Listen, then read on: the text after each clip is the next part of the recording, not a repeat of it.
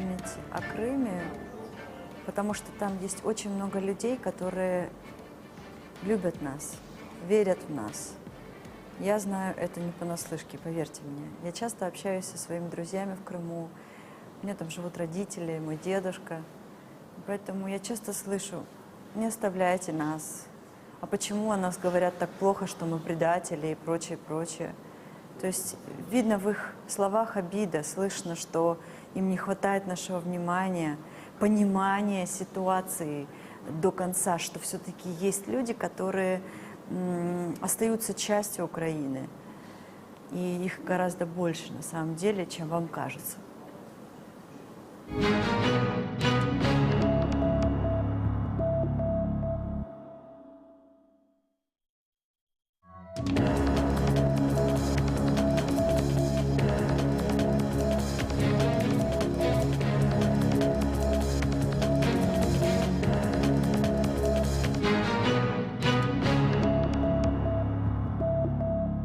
Доброго вечора. Це «Кримські питання». Великий телемарафон 5 каналів, UA1, громадський, АТР, Чорноморка, Радіо Свобода, низки веб-сайтів та громадського радіо, українського радіо. До 11-ї вечора ми будемо ставити кримські питання політикам, чиновникам, дипломатам, щоб ми знали, що відбувалося раніше, що відбувається зараз і чого чекати від майбутнього для Криму, де живуть наші громадяни.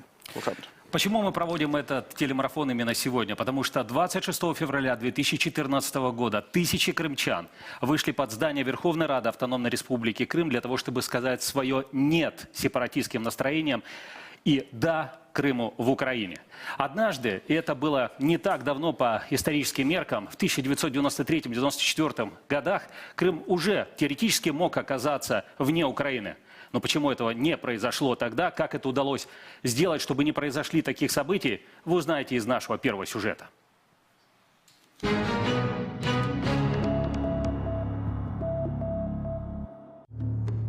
У Радянському Союзі Крим не був автономією, а областю у складі УРСР. З такими ж правами, як у Полтавщини або Чернігівщини. Та в лютому 91-го на півострові проводять референдум про утворення автономної республіки. Більшість висловлюється «за». Київ не чинить спротиву, і півострів отримує розширені права. Тож частиною незалежної України Крим стає вже на правах автономії зі своїм парламентом, Конституцією, Радою міністрів і президентом. Його вибори призначені на лютий 94-го. Під час передвиборчої кампанії кримчан лякають українським націоналізмом.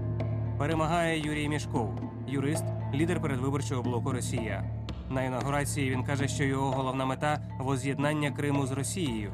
Наказ Мішкова номер 1 – перехід півострова на московський час.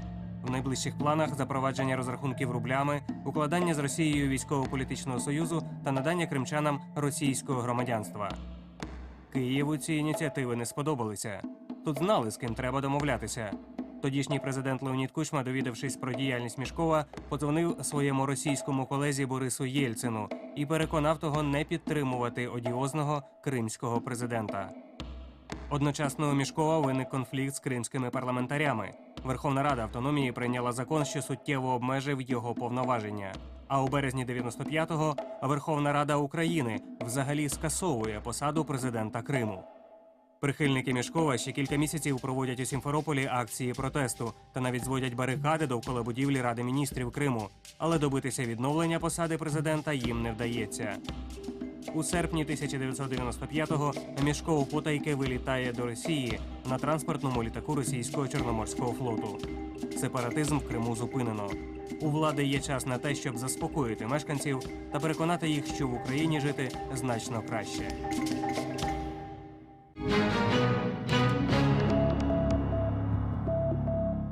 Это «Крымский вопрос», который вы сегодня можете смотреть сразу на нескольких телеканалах, а также слушать в радиоэфире. И гости нашей студии – это Рифат Чубаров, народный депутат, глава Меджлиса крымско-татарского народа. Добрый вечер. Александр Мартыненко, руководитель информационного агентства «Интерфакс». Здравствуйте. Владимир Казарин, ректор Таврического национального университета. Добрый вечер. И Сергей Куницын, народный депутат Украины, экс-глава крымского правительства. Добрый вечер.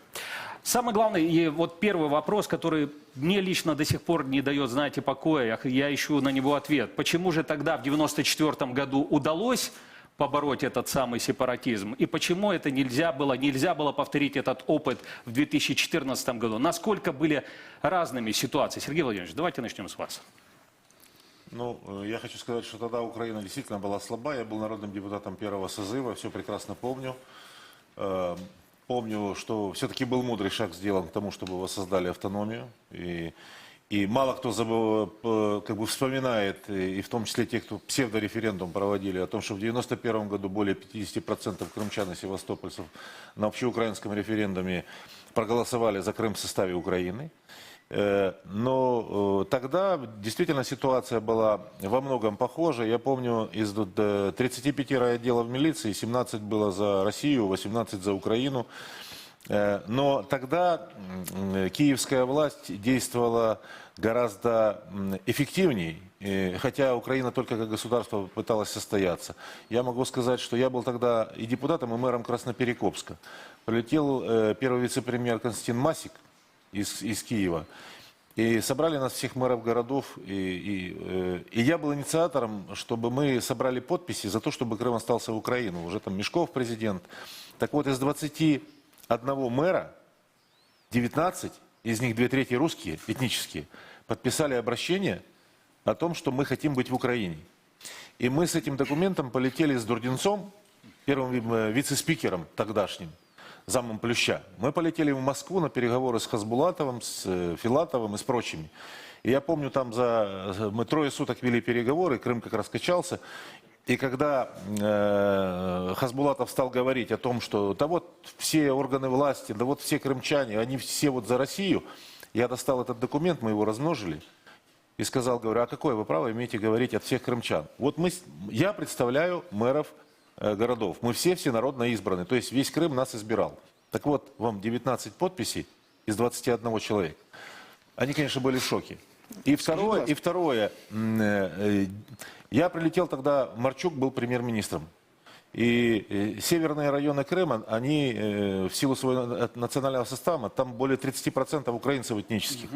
И мы собрались северяне и заявили о том, что даже если Крым будут качать, север Крыма не пойдет в Украину.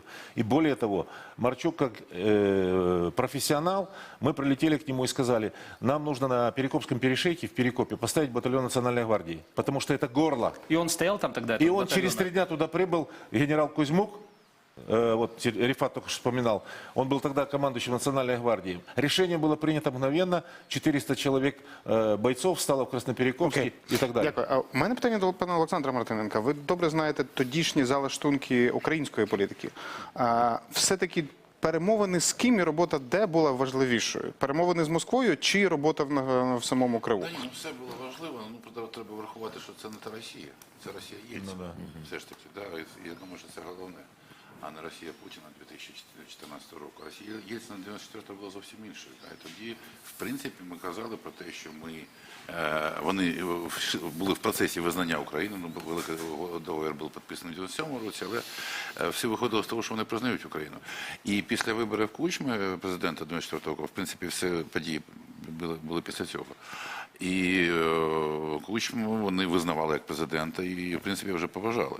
Ну, тому що вважали, що Кравчук це не той президент, Кучма це правильний президент, і тому з ним вступати в конфлікт ніхто не хотів. Але я згоден з тим, що дуже швидко тодішня влада дійсно, причому не без інтриг, прямо скажемо, але з Мешковим швидко впоралася. Тому що Мешков, в принципі, він, ну, тут ще проблема внутрішня кримська, люди знають краще, тому що вони там жили, да? Тому що Мешков вже людина була, так, м'яко кажучи, не дуже контактна, і проблеми почалися у нього з всіма іншими, нібито проросійськими структурами. До речі, багато хто з них зараз депутати, я так розумію, в Кримського парламенту і так далі, ну, я маю на увазі Цеков і всі інші, да? Вони там зараз за Росію, тоді, я пам'ятаю, це 93-й рік, цей, так би мовити, переворот Мешковський тоді був і в приміщенні Верховної Ради, а напроти прокуратури сиділи, значить, Цеков і всі інші. І вони там думали відключити йому воду в Верховній Раді чи ні. А по будинку Верховної Ради Криму ходили охоронці Мешкова з автоматами «Скорпіон», я зараз пам'ятаю. І намагалися відстріляти всіх, хто там в коридорах з'являвся. Так що це теж було.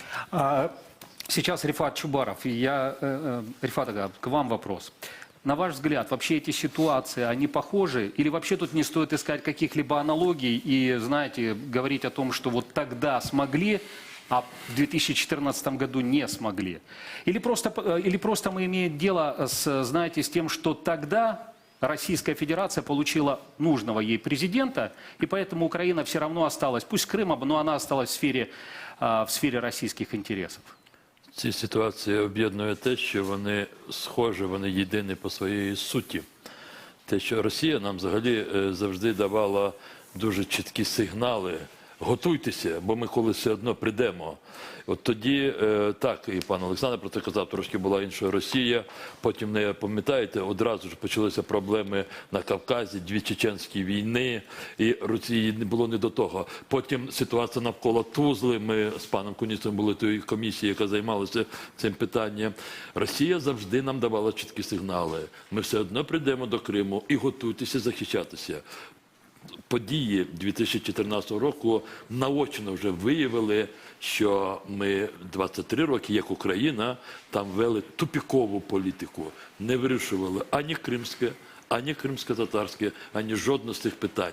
Просто намагалися вирішувати ситуативні якісь питання для того, щоб просто зреалізувати ті інтереси, які були у тій чи іншій київській владі з тими, хто був у Криму при владі. Як це виглядало з Криму? У нас є ще один короткий сюжет. Давайте подивимось, яким чином виглядало з Криму, як Україна готувалася до 2014 року. Будь ласка, режисер, я попрошу.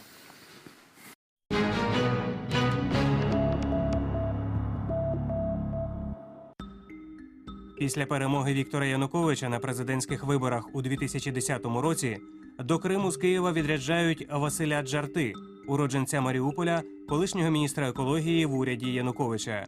Він курував Крим під час президентських виборів, а тепер одержує посаду голови Ради міністрів Автономної Республіки Крим. На цій посаді Джарти невдовзі отримає прізвисько «Залізний». Із собою Джарти привозить всю команду заступників та управлінців. Всі не тутешні, всі вихідці з Донецького та Макіївського кланів. Джарти проголошує в Криму кампанію боротьби з корупцією та незаконним розподілом землі. Під арештом опиняються мери Алупки, Алушти та Лівадії. Мера Гурзуфа оголошено в розшук. Новий керманич хоче залучати на півострів інвестиції з України та з-за кордону. Для цього планує добитися для Криму податкових та митних преференцій. Його головна мета – закон про розвиток Криму, який має прийняти Верховна Рада. Кримських чиновників подати залік на знання укладеного Джарти стратегічного плану розвитку Криму. Київ нібито й справді готовий дати півострову все, про що попросить його керманич. У бюджеті 2011 року субвенції для Криму майже 1 мільярд гривень. Це вдвічі більше, ніж було у 2010-му. Та до кримчан ці гроші не доходять. Тендери на держзамовлення дістаються фірмам, пов'язаним із самим Джарти або його оточенням. У серпні 2011 року Василь Джарти помирає. Замість нього Раду міністрів Криму очолює ще один призначенець Януковича, колишній міністр внутрішніх справ Анатолій Могильов. Кримчанам він знайомий за кривавими сутичками на горі Айпетрі, коли тисячі призначенців за командою Могильова розганяли торговців кримських татар. За Могильова в Криму вже не говорять ані про податкові преференції, ані про стратегію розвитку. Натомість землю під свої проекти на півострові активно виділяють членам так званої «сім'ї». Брати Клюєви одержують ділянки під будівництво станції для сонячної енергетики. Анатолій Близнюк – для вітроенергетики. Борис Колєсніков збирається зводити туристичне містечко між Саками та Євпаторією. Дмитро Фірташ хоче збудувати в Криму новий завод з виробництва діоксиду титану. Бойко, Демішкан та Тулуб беруть в оренду заповідні землі неподалік Алушти. До передачі у концесію готують кримські порти. На Ялтинський претендує Олександр Янукович, на Феодосійський – Дмитро Фірташ. Порт в Севастополі хоче одержати Рінат Ахметов.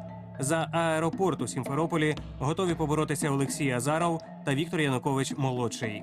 Із селища Відрадне неподалік Ялти терміново перевозять у Лівадію найстарішу в Україні колекцію вин. Керівництво науково-дослідного інституту вина та винограду «Магарач» скаржиться, що стінами підвалу, де зберігали вино, пішли тріщини. Буквально за парканом інституту – дача Віктора Януковича. У листопаді 2013-го Верховна Рада приймає випликаний ще покійним Джарти закон про розвиток Криму. Але згадку про особливий інвестиційний режим для півострова із документа прибрали. Він і не потрібен. Справжніх інвесторів немає. 33% всіх інвестицій до Криму на той момент надходять з Кіпру.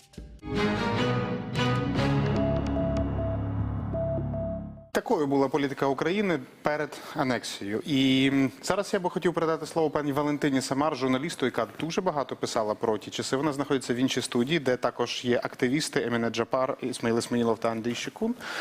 Пані Валентина, яким чином сприймалася Україна, українська влада протягом кількох років до, власне, анексії?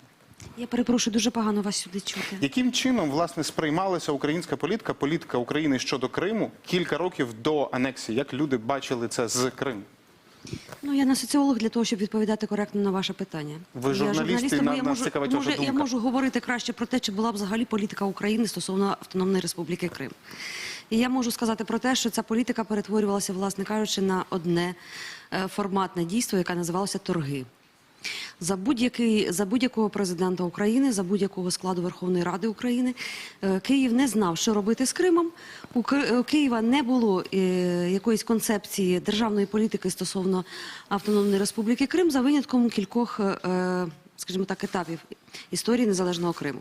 Перший, який дійсно стосується періоду Мішковщини. І тоді, коли вже занадто далеко зайшли люди в бажаннях зробити Крим непідконтрольним Києву, то президент Кучма просто-напросто відмінив Конституцію Криму і була прийнята Конституція нова. І була ліквідована взагалі інституція президента Криму.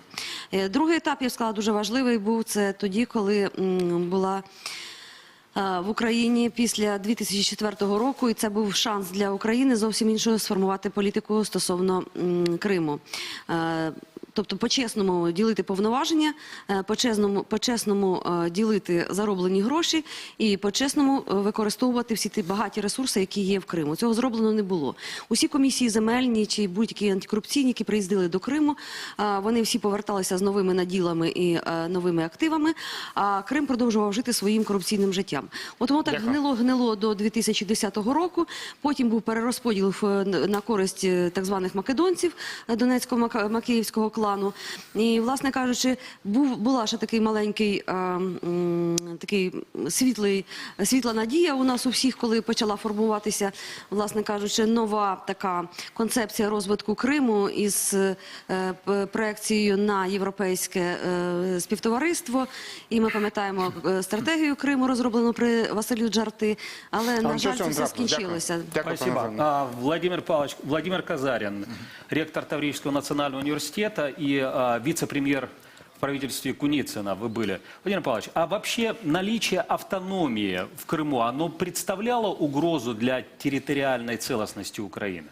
Я думаю, что нет. Я вот вообще хочу, может быть, чуть-чуть даже пополемизировать с высказанным уже и заступиться за крымчан. В том смысле, что вот события 1994 года, мы тогда в университете службы Крымского центра гуманитарных исследований проводили опросы ежемесячные и печатали их в СМИ. Они показали эти опросы, что за 9 месяцев его правления его поддержка в Крыму с 92% упала до 8,5%. Поддержка Мешкова? Да, лично Мешкова. И об этом мало кто вспоминает, но Крым сам отказался от поддержки Мешкова, и в этом смысле принятые Киевом решения там, по отмене Конституции, там, по урезанию полномочий и так далее, они были Крымом восприняты положительно, потому что на этом фоне уже эти действия считались правильными. Я думаю, что вот различие той ситуации, которая была в 1994 году и 2014 года, она состоит в том, вот в фильме было сказано, что Кучма попросил Ельцина не оказывать поддержки, и Ельцин согласился и исполнил это на практике. Силовой фактор, вот единственное, что отличает 2014 год. В принципе, вот у крымчан таких настроений всегда есть в обществе определенная радикальная часть, но настроений в этом вопросе идти там дальше какого-то рубежа, пошуметь, походить на демонстрации, да. Этих настроений не было. В 1994 году это было не выражение воли крымчан. В 1994 году это была военная операция. В 2014 году. То есть, если бы не было бы военного вторжения, то никакого бы даже намека на повторение той ситуации... Мы помним улицы Симферополя и других городов в этот период. Если бы вот это так называемое одобрение было действительно таким массовым и гигантским, улицы городов были бы заполнены людьми, которые ходили бы, кричали.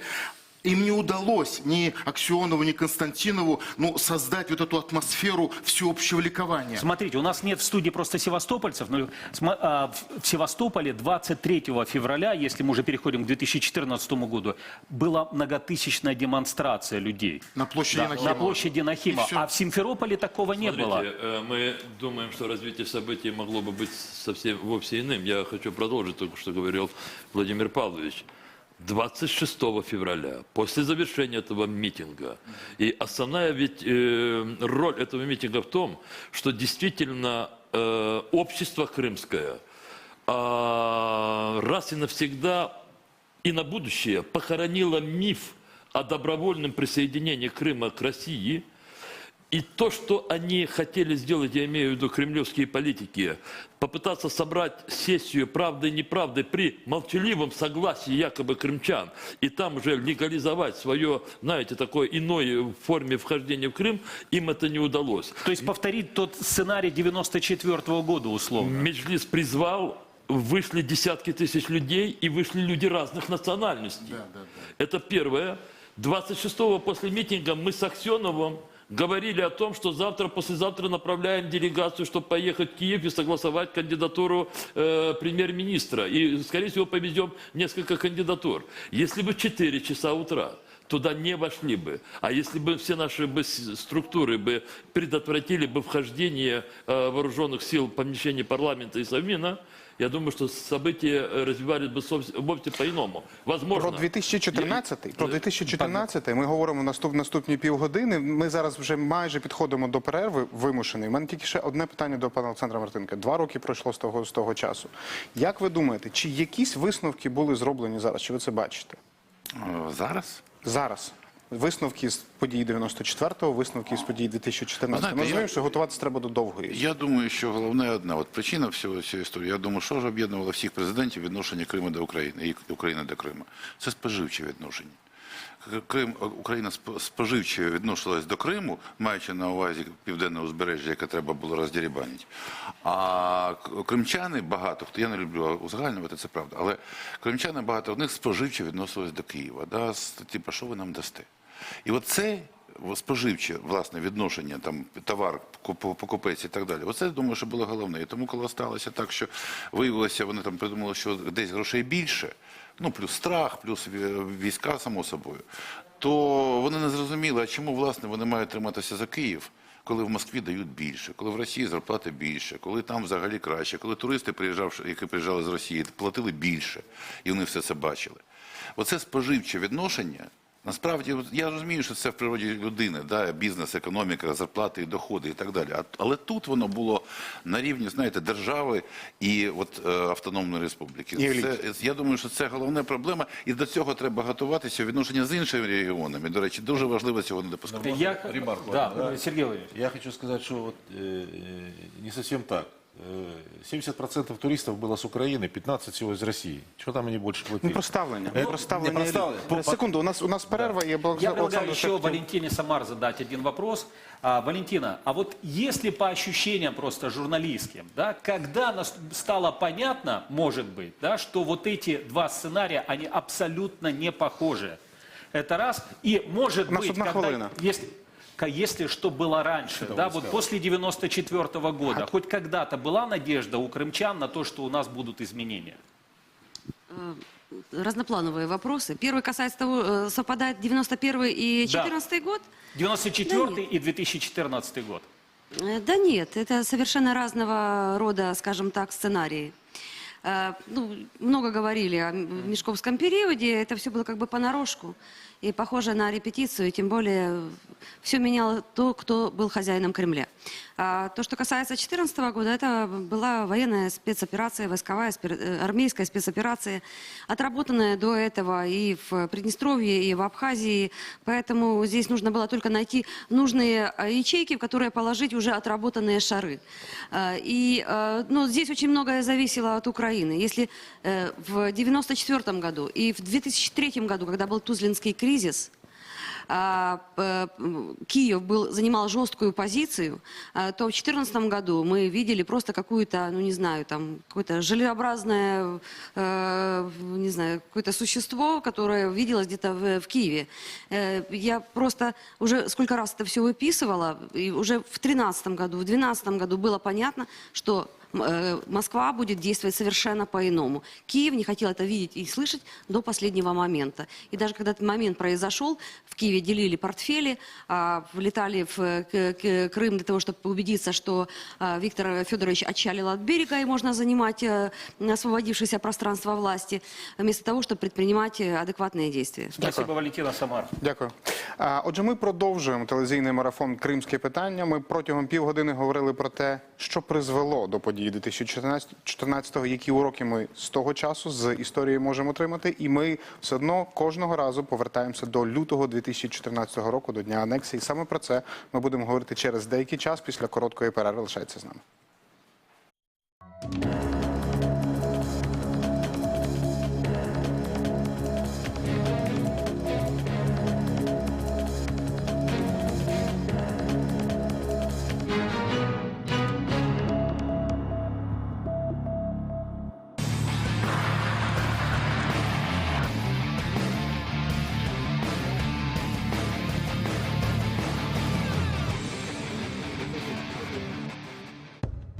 Це військовослужбовці Збройних сил Російської Федерації, які на сьогоднішній день блокували нашу військову частину. Це протизаконно. Я рахую, що Україна – це суверенною державою, вона повинна розпоряджатися своєю цілісністю, недоторканністю сама згідно свого законодавства. Значить, наша зброя знаходиться на складі під контролем обох сторін. Знову ж таки, нашого військовослужбовця Збройних сил України без зброї, військовослужбовця Російської Федерації зі зброєю. З кожною провокацією, яку проводять по відношенню до нас, бойовий дух підвищується.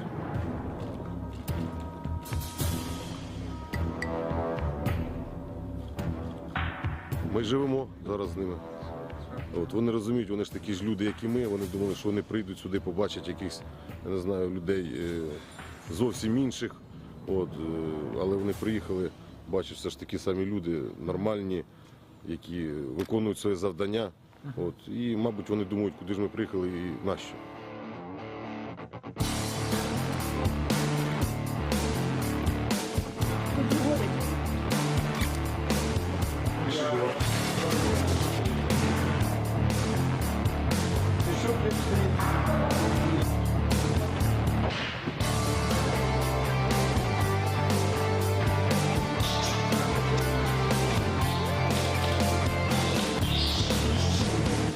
Нет, вот они приехали, мы, это Крым, Россия, мы с вами, ну раз вы с нами, ну так вы красиво, вы что, зачем вот это вот надсталкивание людей делать, а? Вы подъехали, сказали, ребята, мы за вас, мы-то вас поддерживаем. Большая политика. Конечно, политика, это все так много людей.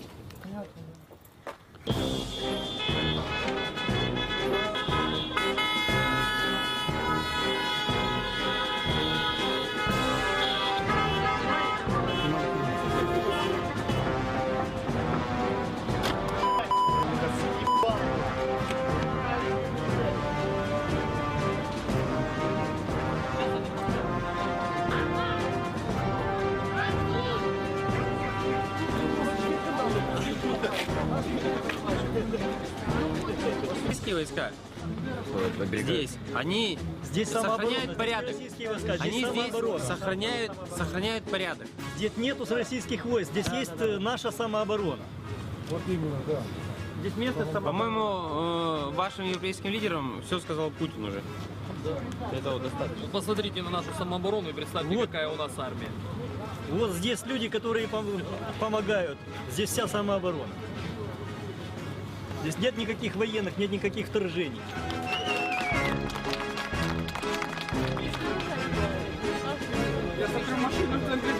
Тихо, спокойно. И погода хорошая. А вы слышали, кубанские казаки приехали там патрулировать? Нет, пока что не слышал. Нет, не слышали. А вы севастополец? Ну да. Да, а скажите, вот как вы одобряете то, что российские войска сейчас возле украинских военчастей? Что вы хотели услышать, чтобы российские войска ушли отсюда? Сейчас, подождите. Вы кто? Давайте я сначала... Подождите, Не, я постой. спрашиваю, вы одобряете? Да вы такие, конечно. Супер, я сейчас вас Вы спрошу. скажу вам такой ответ. У нас душа тех, кто здесь лежит. Постой. У каждого. Они поднялись. Не люди, а они поднялись. Они требуют нас уничтожить. Вот это рыло, которое сидит и говорит, я здесь, они как козлы разбегутся. Или крысы. Нет. Они будут от нас бежать. Я считаю, что это просто неадекватное поведение людей. Это равноценно тому, что, знаете, вот, ну, ход мышления, вот, допустим, у тех же, скажем так, майдановцев, то, что поджигаешь такой автобус, и тут Украина поднимается с колен. То есть это, естественно, глупость именно и глупый ход мысли, может быть, соответственно, вот, ну, а просто-напросто в помощь. Я считаю, что они просто нам пришли в помощь именно крымчанам, ну и в частности севастопольцам, потому что именно Севастополь всегда стремился ближе к России, так скажем. Помощь, то есть там защищать? Ну да, От чего? Ну, от вот такого неадекватного поведения.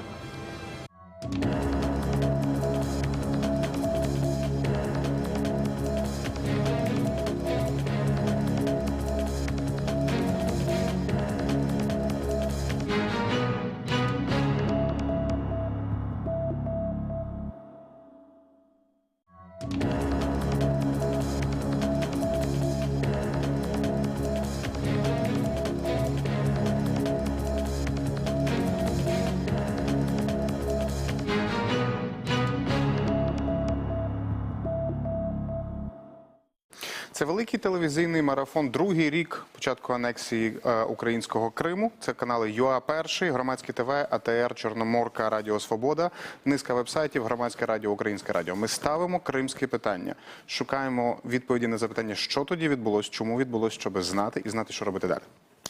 23 февраля 2014 года на Большую площадь Севастополя вышли тысячи людей, которые назначили народного мэра. Фактически город уходил из-под контроля украинских властей при полном бездействии украинских властей. В Киеве, напомню, на тот момент не было ни действующего правительства, а президент Янукович сбежал в Российскую Федерацию.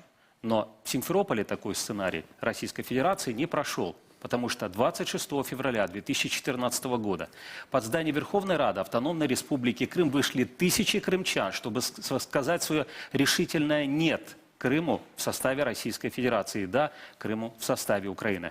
Как это было, вы увидите прямо сейчас.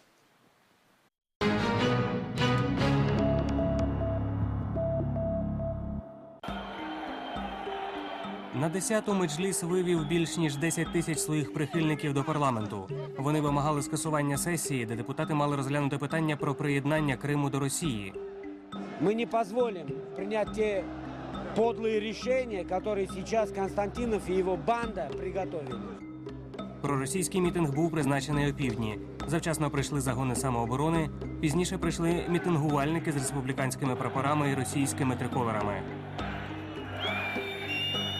Автобусами привезли і севастопольців. Проросійський мітинг очолив Сергій Аксьонов.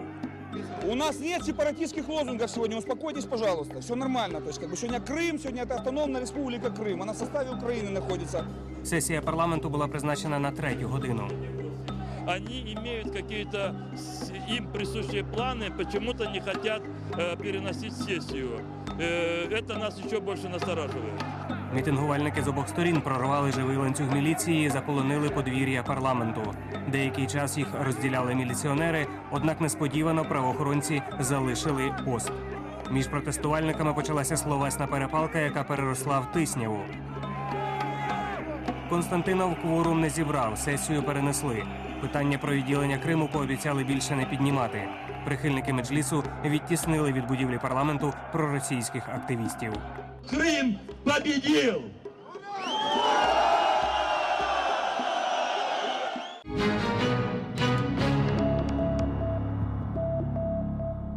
Вы Вы смотрите и слушаете телемарафон «Крымский вопрос». Его ведут я, Александр Янковский, Роман Выбрановский.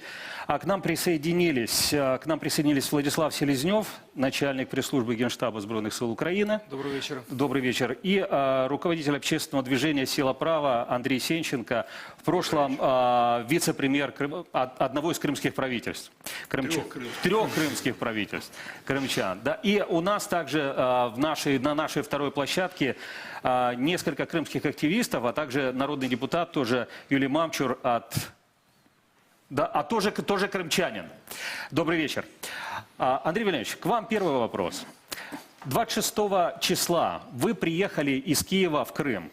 Насколько была, на ваш взгляд, ситуация серьезная? То есть насколько, если бы не было там большого собрания людей под зданием Верховной Рады Крыма, могли ли там собраться депутаты Автономной Республики Крым и проголосовать, ну не знаю, например, проведение референдума о самостоятельном статусе Крыма или о выходе из состава Украины? Вы знаете, у них был план, и программа «Максимум» заключалась в том, чтобы сменить состав крымского правительства. И поверьте, тот состав, который они собирались утвердить без согласования с Киевом, а кандидатуру премьера они обязаны согласовывать с президентом Украины, так вот тот состав был бы где-то, наверное, ну вот сродни тому, что сейчас представляет из себя оккупационная власть. Скорее всего, это Аксенов был бы, так сказать, во главе кабинета министров. Но это было бы такое решение, которому они пытались придать большую степень, так сказать, легитимности. Ну, собрались депутаты, но не согласовали с исполняющим обязанности президента. Что еще дальше было в меню и насколько они дальше готовы были двигаться, сложно сказать, потому что там не от крымских депутатов уже зависела ситуация, а от их кураторов. Потому что я в этот день встречался с Константиновым, и мы сначала, так сказать, с Рифатом не дали им провести сессию, они там выключали микрофоны, затыкали нам рты, но тем не менее сорвали мы эту ситуацию. Вот. А после этого у меня была встреча, и хочу сказать, что Константинов был в абсолютно невменяемом состоянии, но его очень четко опекали и контролировали. Во всех прилегающих к его апартаментам в здании Верховной Рады Крыма, во всех этих помещениях находилось, я насчитал, где-то около 30 человек, совершенно специфической наружности, такой спецслужбовской. Это были украинские спецслужбы? Нет, абсолютно точно, потому что, ну вот говор, они же общались между собой, я так тоже, так сказать, здоровался, проходя мимо. И было слышно такое, знаете, оконье, так сказать, достаточно четко выдающее происхождение этой публіки. І вони контролювали там ситуацію. Дякую. А в мене запитання до Владислава Селезньова, військового, який тоді був там на місці. От в ті дні, коли ще не було зрозуміло, що відбувається, не було зрозуміло, що будуть якісь захоплення, ми чуть пізніше про це поговоримо. Яке було відчуття військових? Чи було приведення в підвищену бойову готовність? Чи було відчуття, що щось має бути дуже серйозно? Тобі що ви спілкувалися з російськими колегами, мабуть? Так, Романа, в ті дні рішення щодо приведення Збройних сил України, які дислокувалися в Криму, в стан підвищеної готовності не було. Це відбулося пізніше. Всі ці події добре відомі, тому що буквально днями була оприлюднена закрита інформація щодо Ради національної безпеки і оборони, що відбувалося наприкінці лютого.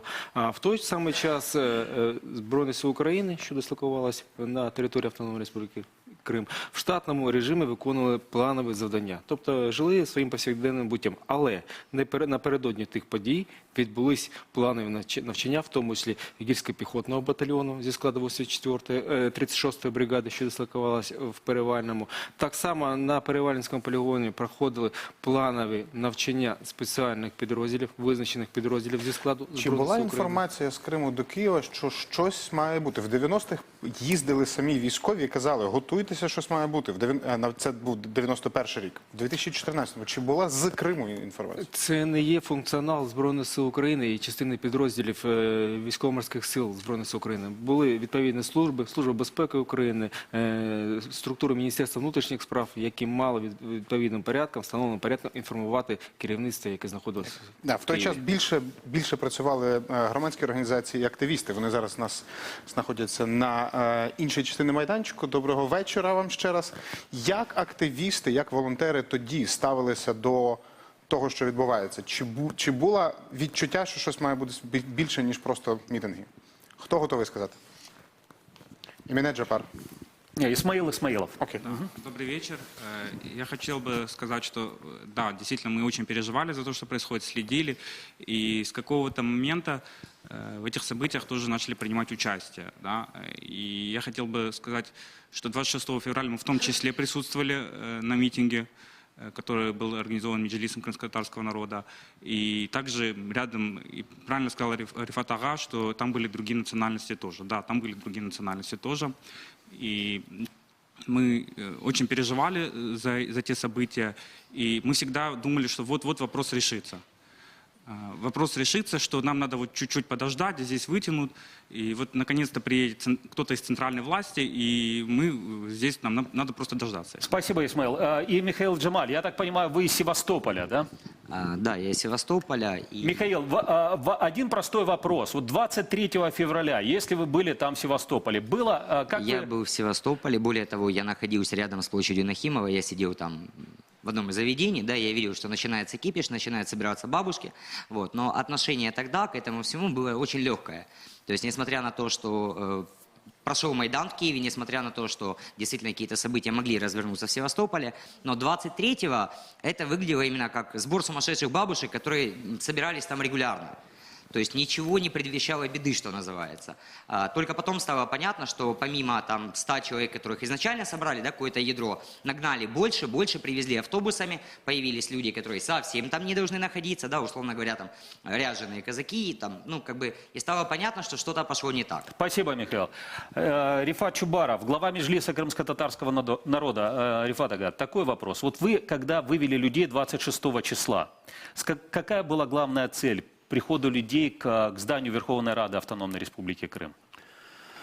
23 лютого були у нас одночасно два мітинги в Севастополі біля стін колишньої тюрми, там, де розстріляли в 18-му році Нумана Челебіджхана. Там, у нас, здається, було 500 людей, і ми вже бачили, і там вже був на нас шалений тиск.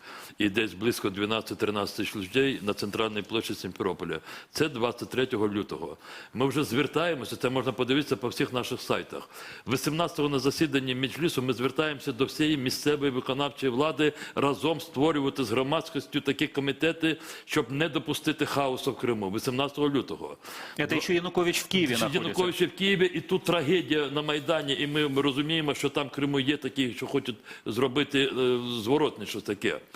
А 24-го, після 23 лютого мітингу, ми звертаємося безпосередньо до Ради міністрів створити такий комітет, який би уявляв би собі громадськість цього Криму. 25-го, те, що говорить Андрій Віленович, 25-го цілий день я майже там, в Верховній Раді, з Константиновим, Донічем і Офе. Константинов вже, він дійсно не залежав від себе. Уже в Верховній Раді Криму вже були люди специфічні. Я бачив той переляк у Константинова в очах. Людина, яка завжди була компромісна, бо він торгаш, по суті. І ми вже зрозуміли, коли 26-го я першу зібрав президіум, потім ввечері Меджліс, ми виходили, будучи впевненими в тому, що Константин з будь-яких там, в будь-яких формах він хоче відкрити дорогу Росії. Ми не думали, що Росія вторгнеться військами. Ми думали, що він відкриває такий шлях до таких політичних торгів, і він попроситься в Росію від імені Криму. І ми вийшли, щоб не дати йому це зробити. Як ви вважаєте, ви достигли поставленої задачі? Ми були впевнені, що ми досягли того, що ми зробили, і Андрій там був, і наш товариш Леонід Пілунський, і ці десятки тисяч і кримські татари, і українці, і інші. Ми звідти пішли, будучи впевненими, що ми врятували себе, Крим, Україну. Ми були впевнені, я особисто був впевнений, те, що тепер уже ці приміщення, не приміщення, а взагалі влада візьме все в свої руки. І це треба ще довести, але ми знаємо такі дані, що після нас, як ми звідти пішли, охорона і Верховної Ради, і Ради міністрів була посилена, але після 12-ї ночі вони отримали команду. На жаль, це не допомогло. На жаль, це не допомогло. І рік але тому, вони отримали команду рівно рік тому, 26 числа, давайте подивимося, давайте згадаємо, що відбулося. Один короткий сюжет. Прошу.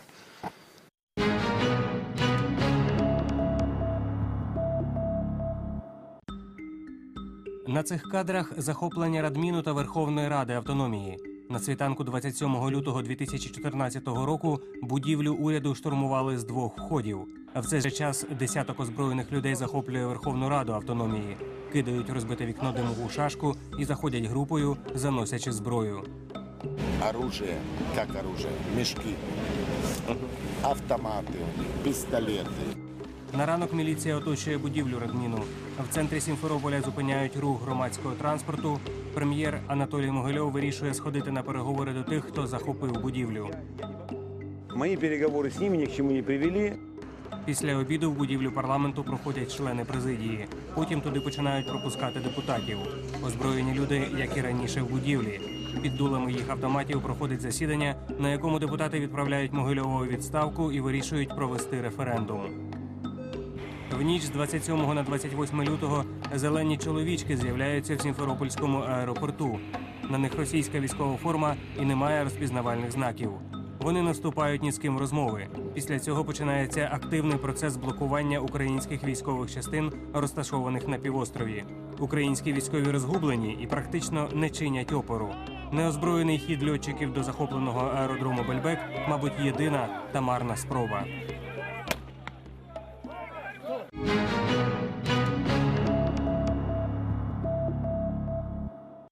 Вы смотрите и слушаете «Крымский вопрос», и в нашей студии глава Меджлиса крымско-татарского народа Рифат Чубаров. Буквально несколько слов еще. Отже, такі речі, вони не плануються, не готуються, тим більше не реалізуються за 2-3 години.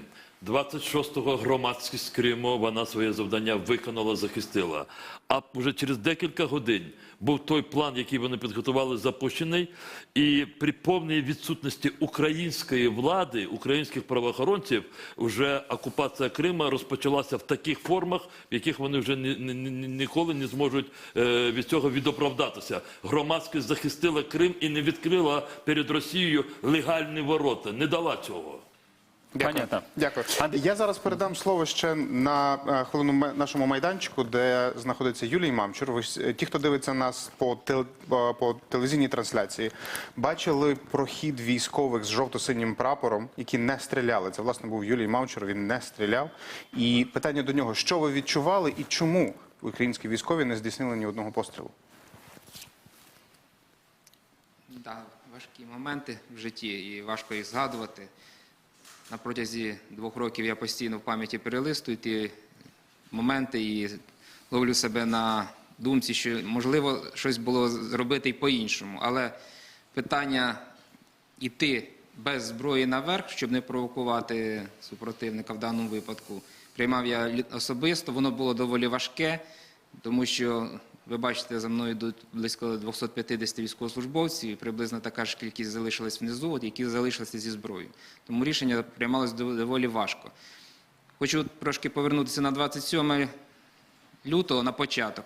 Моя частина була проведена в 7 годин ранку в повну бойову готовність. У мене було готові 12 літаків для виконання завдання. В 9 годин ранку я зустрів міністра оборони на той час Павла Лебедєва і начальника Генерального штабу адмірала Ілліна. Доповів їм, що частина готова до виконання бойових завдань. Вони сказали, все добре, ніякі ситуацію не пояснили, ніяких вказівок не дали, розвернулися і поїхали. А в 16:03 я отримав розпорядження про зняття повної готовності, перевід в постійну готовність. Тобто в мене залишилась чергова ланка літаків, яка виконувала завдання бойового чергування. А от кого вы, извините, от кого вы получили такой приказ? Від свого керівництва з Вінниці.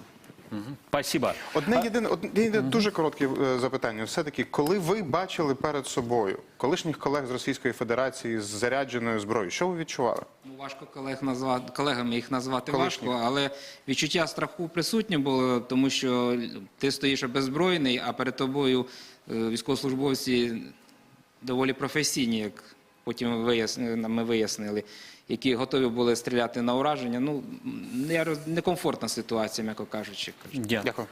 Андрей Валерьевич, к вам вопрос. Андрей Сенченко, народный депутат Украины на тот момент. Андрей Валерьевич, а что в тот момент делал Киев? Какие шаги предпринимал? Вот, знаете, пытаясь анализировать этот период, очень важно его разбить на определенные смысловые участки, потому что когда вы спрашиваете, а что в тот момент, то возникает вопрос, в какой день. Я поясню. 27 февраля. Сейчас, секундочку. Значит, у нас ну, вот такие отрезки времени. Я напомню, 22-го вечером только сменили спикера парламента, 23-го Турчинов принял на себя обязанности, исполняющего обязанности президента, и только 27-го во второй половине дня появилось правительство Украины. Первый отрезок времени – это 3 дня 23, 24 и 25, когда можно было сменить руководство крымской автономии. И переговоры на эту тему шли, и надо сказать, что крымские депутаты того созыва, ну там принципиальных людей практически, так сказать, единицы. Все остальное – это обычные конъюнктурщики, которых интересовали только их шкурные интересы. Поэтому они были готовы на все, но вот лишь бы там их не потеснили в их этих интересах.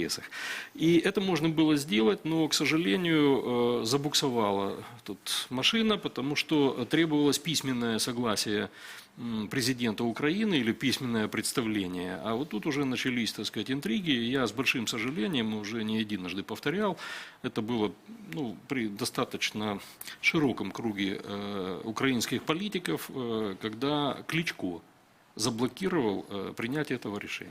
Пане Андрій, але тоді я точно пам'ятаю, коли ви виходили з адміністрації президента і пояснювали кільком журналістам, це вже март місяць. Кільком журналістам іноземним, що ви знаєте, скільки там людей, знаєте, скільки там тих чи інших збройних сил, і що щось ще можна було зробити. Коли ви поверталися туди, вже нічого не можна було зробити? Сейчас, секундочку. Тут у вас опять смещение во времени, потому что в администрации президента я уже работал 11 марта, когда там уже оставалось только локти кусать. Это уже другой период. Так вот эти 3 дня мы могли поменять. Что касается 26 числа, то ну, я уверен в том, что у Кремля было несколько сценариев на случай разного развития событий, и они, конечно же, были бы заинтересованы в том, чтобы без зеленых человечков, пусть там, скажем так, незаконная с точки зрения Крымской Конституции произошла бы смена крымского правительства, они бы проголосовали за референдум, и это бы, ну, как бы пытались придать этому чуть большую степень легитимности, вот этому абсолютно незаконному действию. И как раз этот митинг 26-го поломал этот сценарий. И тогда пошел план «Б» с захватом административных После захвата зданий. административных зданий что-то Теперь можно было уже изменить? После захвата административных зданий теоретически существовала еще возможность без стрельбы каких-то блокирующих действий, но она уже определялась часами с точки зрения, так сказать, военных. Я сразу могу сказать, что все разговоры про то, что можно было там Беркуту дать команды, Альфе дать команду, внутренним войскам, я 26-го перед этим митингом больше 2 часов встречался с личным составом Беркута, и они были в состоянии просто психоза. А после этого у меня была тоже достаточно длительная встреча с командным составом Крымского территориального управления внутренних войск, и они интересовались только одним. Что нам будет за участие в событиях на Майдане? Больше ничего. То есть, если там психоз, то тут была абсолютная деморализация. То есть отдавать приказ просто-напросто было некому. Сергей Владимирович Куницын, тогда вы были назначены представителем президента Украины в Крыму. Вот вы приехали в Крым. Что вы увидели и что можно было изменить в этой ситуации? Ну, я хочу сказать, что я 20-го защищал в Крыму диссертацию докторскую, и ко мне от Могилева пришли переговорщики, только победил Майдан. Депутаты Верховной Рады от Могилева и сказали, вернись премьер-министром Крыма, потому что Могилев готов тебе передать власть, лучше ты, чем, хоть ты с Майдана, чем Технибок. Они этого боялись. Я сказал, 60 голосов. Через несколько часов было 60 голосов. Я прилетел сюда и доложил эту ситуацию. И сказал, я не хочу в силу разных обстоятельств возвращаться в Крым, но если надо, потому что Майдан меня выдвинул министром обороны, на должность министра обороны. Потом меня позвал Турчинов и Кличко и сказали, полети надо. Я отказываюсь от этого, выдвигаем Тенюха и лечу в Крым. Прилетаю в Крым, это был последний рейс, который туда прилетел. 200 автоматчиков окружают гостевой домик из снайперов. Я звоню Константину Аксенову, они мне говорят, не едьте сюда, будут стрелять. Но я... То есть фактически вы прилетели, когда уже ничего сделать, изменить было нельзя? Можно. Было. Короче, когда я понял, что пограничник меня не встретил, что погранцы уже как бы в лице начальника слились, встретил меня начальник СБУ, начальник таможни и начальник управления УДО. Больше никого, ни милиционер, как бы не было никого. Я сказал, я еду в представительство президента, стреляйте. Ну, побоялись, я поехал. Пока я ехал, захватили представительство. Я в глав милиции. Генерал Донецкий, Радченко. Я собрал всех силовиков. Значит, генерал Радченко Донецкий сказал, извините, я пишу рапорт, я в этом участвовать не буду. То же самое сделал начальник милиции Гончаров в Севастополе. Я нашел генерала Маликова. Что знала, не буду в этом участвовать? Они отказывались выполнять... Они сказали, мы не хотим, мы были как бы в команде Януковича, мы не хотим... Скажите, пожалуйста. И единственное, я помню, мы ждали генерала Воронченко. Он командовал береговой обороной. И я еще помню, что я всем генералам сказал, они говорят, кого мы ждем?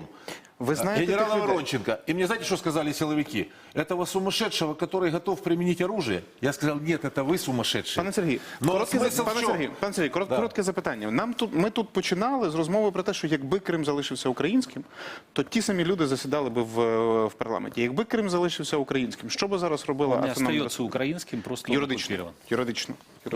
Послушайте, дело в том, что тогда мы были слишком слабы.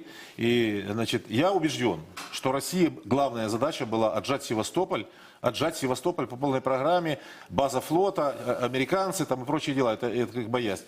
По Крыму они все-таки до конца оставляли какую-то лазейку для того, чтобы Крыму Украина отдала все полномочия, все, любые, как это было сделано в начале 90-х.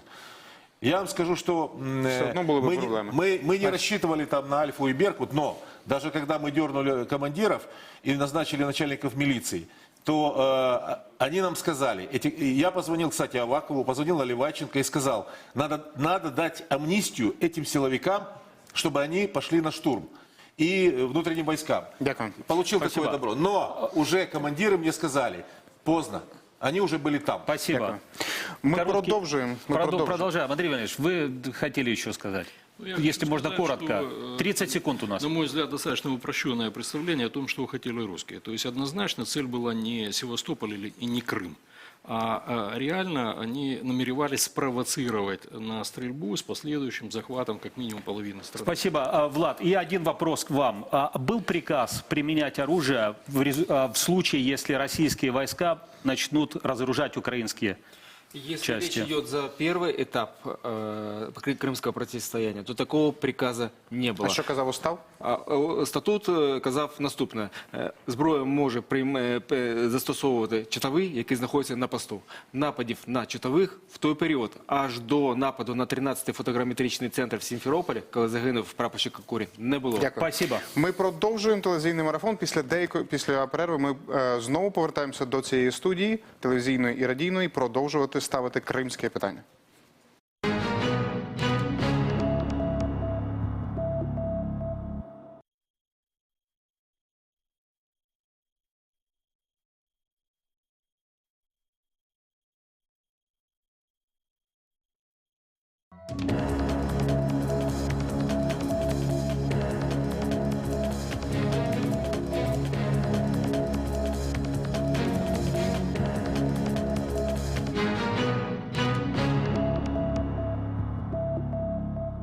Для нас это было для всех неожиданностью, потому что мы все-таки 26 февраля 2014 года это период, когда Крым и территория Крыма находилась в составе другого совершенно государства, и тогда действовали совершенно другие правовые нормы и правила. Безусловно, ни один митинг не проходил без определенных разрешительных документов, и говорить о том, что Меджлис это организовал там спонтанно, самостоятельно, это не совсем так. Безусловно, это, ну как в любое историческое развитие, оно отмечается определенными датами. И вот пройдет, наверное, еще какое-то количество времени, и вот эта дата, 26 февраля 2014 года, она войдет в историю Крыма, в историю Крыма. И в историю, возможно, я не знаю, как дальше повернется наша жизнь, этому Всевышнему это известно, но этот день, он в историю запишется. И, безусловно, люди, находясь на том митинге, они выражали свое отношение к происходящему. Да? Безусловно, мы, живя в тех правовых реалиях не ожидали, что будет арест именно по делу по 26 февраля 2014 года. Обстановка была настолько накаленной, что основная задача находившихся там членов Меджлиса было удерживание людей и недопущение каких-либо столкновений и человеческих жертв. И все видеосъемки, которых сейчас очень большое количество в Ютубе, в интернете можно найти, они все показывают о том, что Ахтем, как и другие члены Меджлиса, они занимались разделением вот этих двух антагонистических групп. С одной стороны, значит, противники присоединения Крыма к России, с другой стороны, те, которые были за это присоединение, они просто разделяли эти две антагонистические группы и пытались не допустить каких-то столкновений. В то время, когда Рифат ага Чубаров и представители другой стороны, там, Аксенов и кто там еще был, я не владею этой информацией, занимались политическим разрешением этого вопроса в стенах Верховной Рады Крыма, то здесь Ахтем и его соратники, его коллеги по Меджлису, они занимались вот именно успокоением населения и недопущением вот таких вот массовых столкновений. Безусловно, мы, живя в тех правовых реалиях, не ожидали, что будет арест именно по делу по 26 февраля 2014 года. Но в последнее время мы очень часто с Ахтемом говорили на тему, что некоторые из сочувствующих, скажем так, они предупреждали его и говорили, что тебе лучше выехать, потому что, возможно, против тебя будет открыто какое-то дело. Но Ахтем – это человек с глубоко устоявшимися жизненными принципами и ценностями, который с таким очень глубоким чувством справедливости, обостренным чувством справедливости. Человек очень патриотичный и глубоко любящий эту территорию, свою землю. Поэтому для нас, мы обсуждали эту тему, мы с разных точек зрения рассматривали этот вопрос, но для себя очень четко решили, что мы не будем уезжать с Крыма. Ахтем – это заложник деятельности наших лидеров, да, Мустафа ага Джемилева, Рифат ага Чубарова. Так уж сложилось, до этого момента мы не особо интересовались российской политикой, что там происходит, больше занимались вопросами своими, да, крымскими. То сейчас мы четко очень видим, что власть российская и крымская теперь, в частности, она работает по принципу взятия заложников. И таких заложников по разным ситуациям в России сейчас очень много на самом деле. Поэтому Ахтем – это вот такой своеобразный заложник вот в решении крымско-татарской проблемы. Как ситуация дальше пойдет? И что было бы, если бы Мустафа ага здесь остался или Рифат ага остался? Ну, только один Всевышний знает на самом деле. Но Ахтем сейчас, он сидит практически за всех крымских татар и за тех людей, проживающих в Крыму, которые занимают такую вот проукраинскую позицию. Вот мое мнение такое.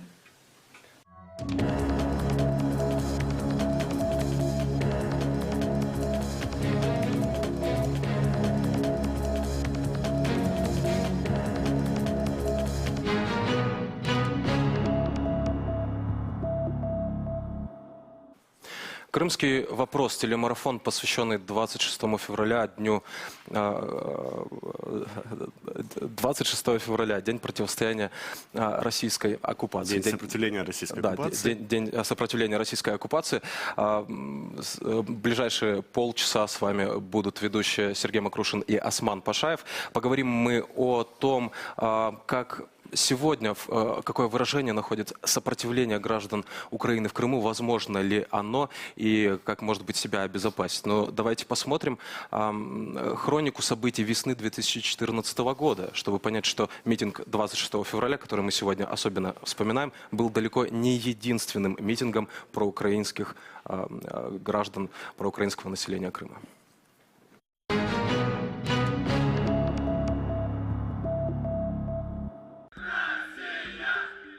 26 лютого 2014 рік.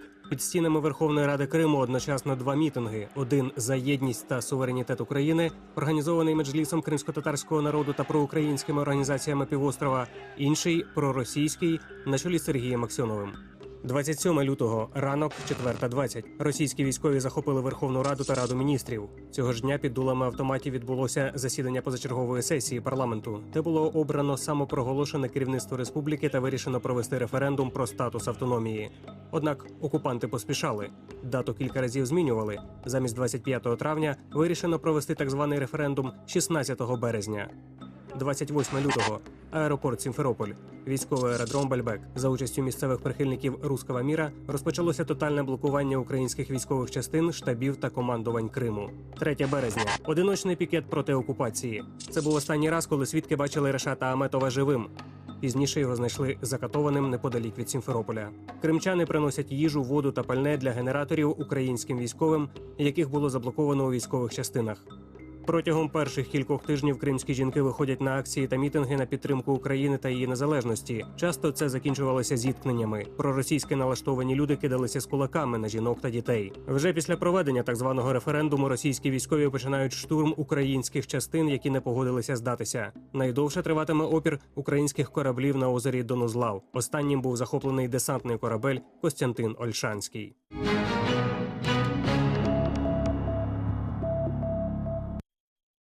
Марафон «Кримські питання», і ми говоримо про громадянський спротив, то, як було протягом 2 років з початку окупації, і те, що зараз відбувається. Наші сьогоднішні гості – Олексій Калина, перший заступник прокурора Автономної Республіки Крим, ваша святості патріарх України Русі Філарет,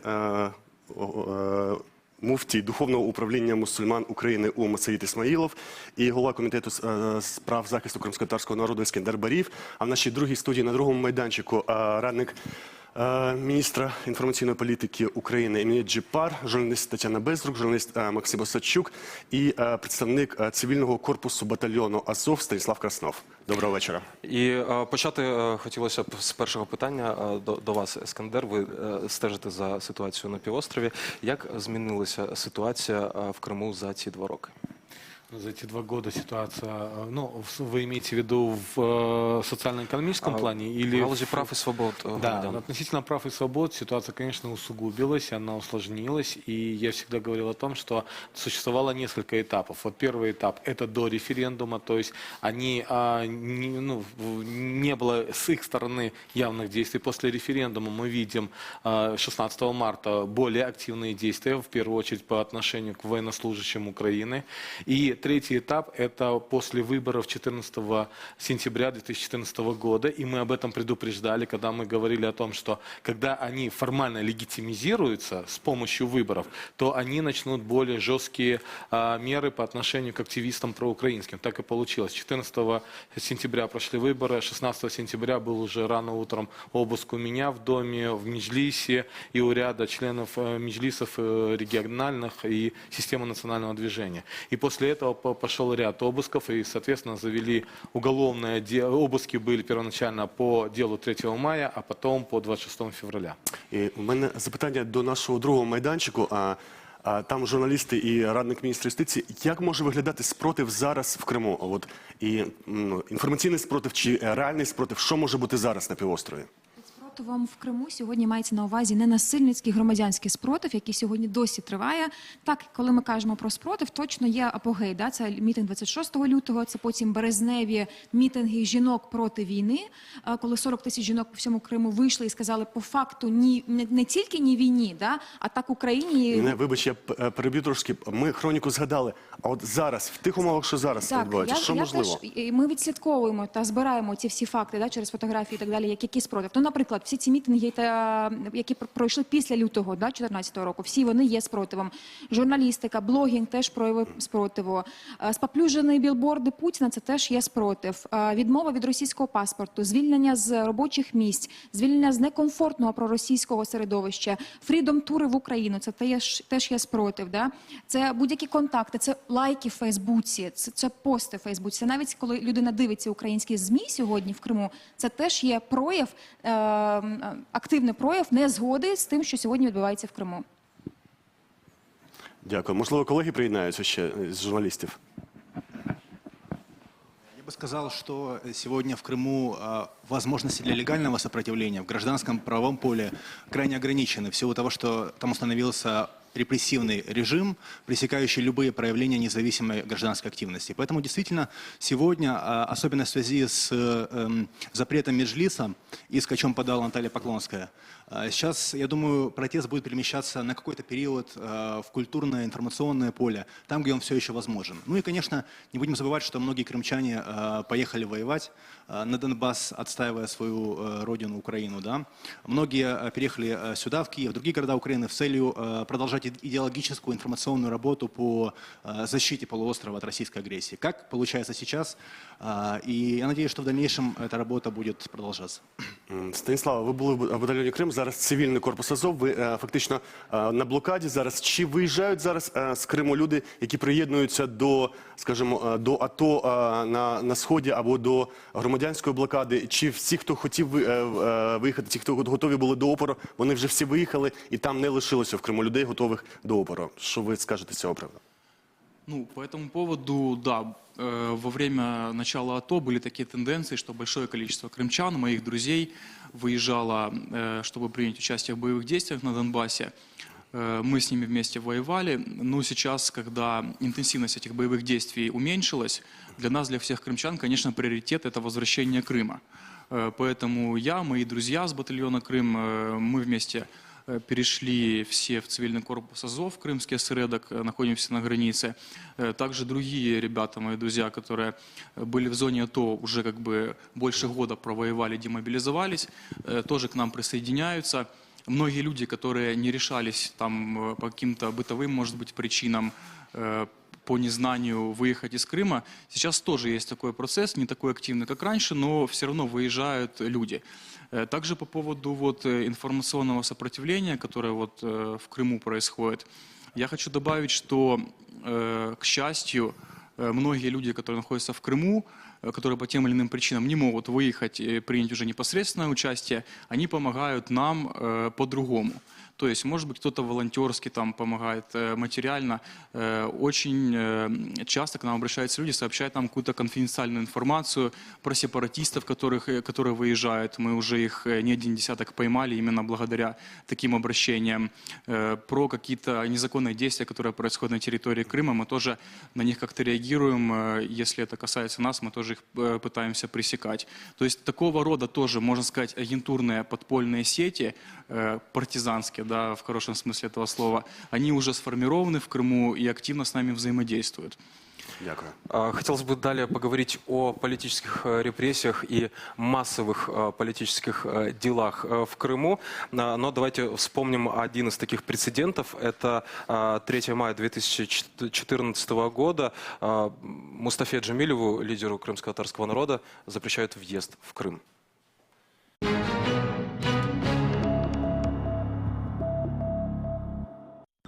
Ранній ранок 3 травня. Тисячі кримських татар з національними прапорами виїжджають на кордон півострова з материком. Зустрічають свого лідера Мустафу Джемілєва. На дорозі автоколони силовики стали щитом і виставили БТРи. На зустріч до свого народу їде Мустафа Джемілєв. Без проблем проїжджає український пропускний пункт. До рідної землі всього кілька кілометрів. Дізнавшись, що Мустафа Джемілєв вже в буферній зоні, російські силовики кримських татар до нього не пускають. Щоб перешкодити зустрічі, стріляють в повітря. Однак це людей не злякало. Вони проривають кордон.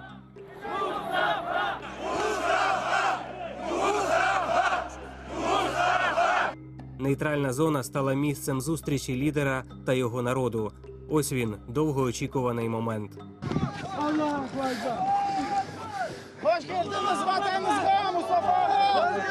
Окупанти настільки бояться Джемілєва, що не пускають його на батьківщину. Заборонили йому в'їжджати на 5 років. Підстав не пояснюють. Все, без коментарів. ОМОН, БТРи, сотні військових озброєних до зубів. Саме так, за словами Джемілєва, виглядає зона російської демократії. Акция, направленная против хамства оккупационных властей, которые решили, что кого-то из коренных народов, коренного народа могут они выставлять за двери Крыма, а кому-то разрешать. Это вопиющие беззаконие, не входящие ни в какие нормы. Переговори щодо в'їзду Джемілєва в Крим тривають до вечора, однак безрезультатно. Щоб уникнути зіткнень, Джемілєв вирішує повернутися до Києва. Дякує співвітчизникам і обіцяє обов'язково повернутись на батьківщину. Сам з місця не рухається, поки останній кримський татарин не заїде на півострів.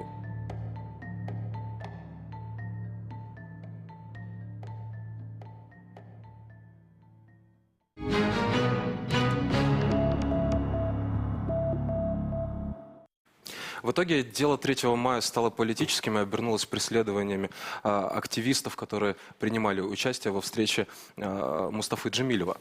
Политическое преследование также по делу 26 февраля. Это еще одно политическое дело, и сейчас мы можем стать свидетельствами уже следующих политических дел, потому что тревожные сигналы приходят с Крымского полуострова, где оккупационные власти намерены запретить меджлис крымско-татарского народа, а также мы все слышали о деле Хизбут Тахрир. У нас в студии находится Алексей Калина, первый заместитель прокурора Автономной Республики Крым. Хотелось бы узнать, каким образом фиксируется то, что происходит в Крыму, фиксируются эти политические преследования, возбуждаются ли уголовные дела, реагирует ли государство Украина на то, что происходит на оккупированной территории? Конечно, государство реагирует, учитывая специфическую ситуацию с физическим доступом к проведению следственных действий, как к отдельным субъектам, с которыми мы должны проводить следственные действия. Мы работаем в специфическом для органов прокуратуры поле. Если вычленить отдельные категории преступлений, которые совершаются в отношении граждан Крыма оккупированного, то можно сказать, что нами расследуется порядка 5 умышленных убийств, в том числе те, которые привели вы в сюжете. Нами расследуется порядка 50 незаконных лишений свободы граждан на территории Крыма, порядка 40 незаконных проведений обысков, проникновений в жилища, даже дела в отношении препятствия законной деятельности журналистов. Конечно, хотелось бы отметить, что мы понимаем те ожидания и желания общества, которые они предъявляют к нам, к органам правоохранительной системе в целом Украины. Однако мы работаем лишь в том правом поле и теми инструментами, которые у нас есть. Зачастую приходится прибегать к отдельным интеллектуальным приемам, однако мы допрашиваем свидетелей, мы общаемся с защитниками, мы общаемся с активистами, которые не боятся покинуть Крым, приехать дать нам показания, предоставить отдельные доказательства, документы. И результатом этой работы есть некоторые уголовные дела, которые уже направлены в суд. Если будет интересно, то я дальше расскажу об этом в студии.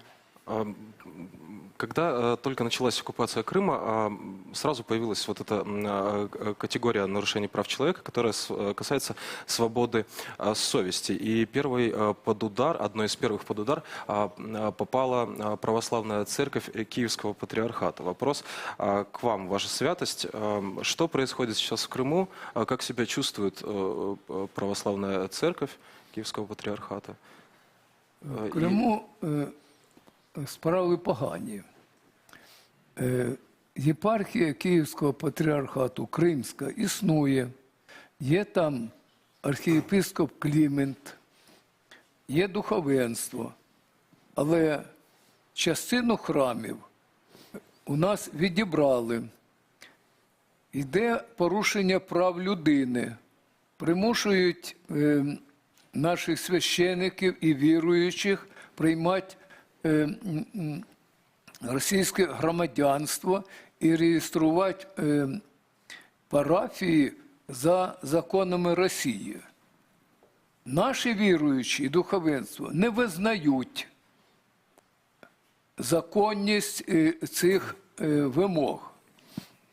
І я хотів би говорити сьогодні не тільки про те, як порушуються права не тільки віруючих, а права українських громадян в Криму.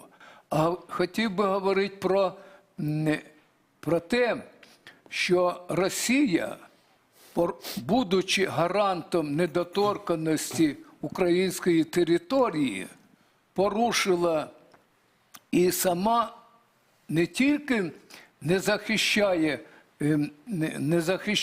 і не захищає територіальну цілісність України, а сама Крим відібрала і приєднала до себе. Причому, як ми всі знаємо, Путін спочатку не визнавав, що Росія там присутня. А потім зробили документальний фільм, і Путін відкрито говорить, що він керував захопленням Криму. То я хочу поставити питання.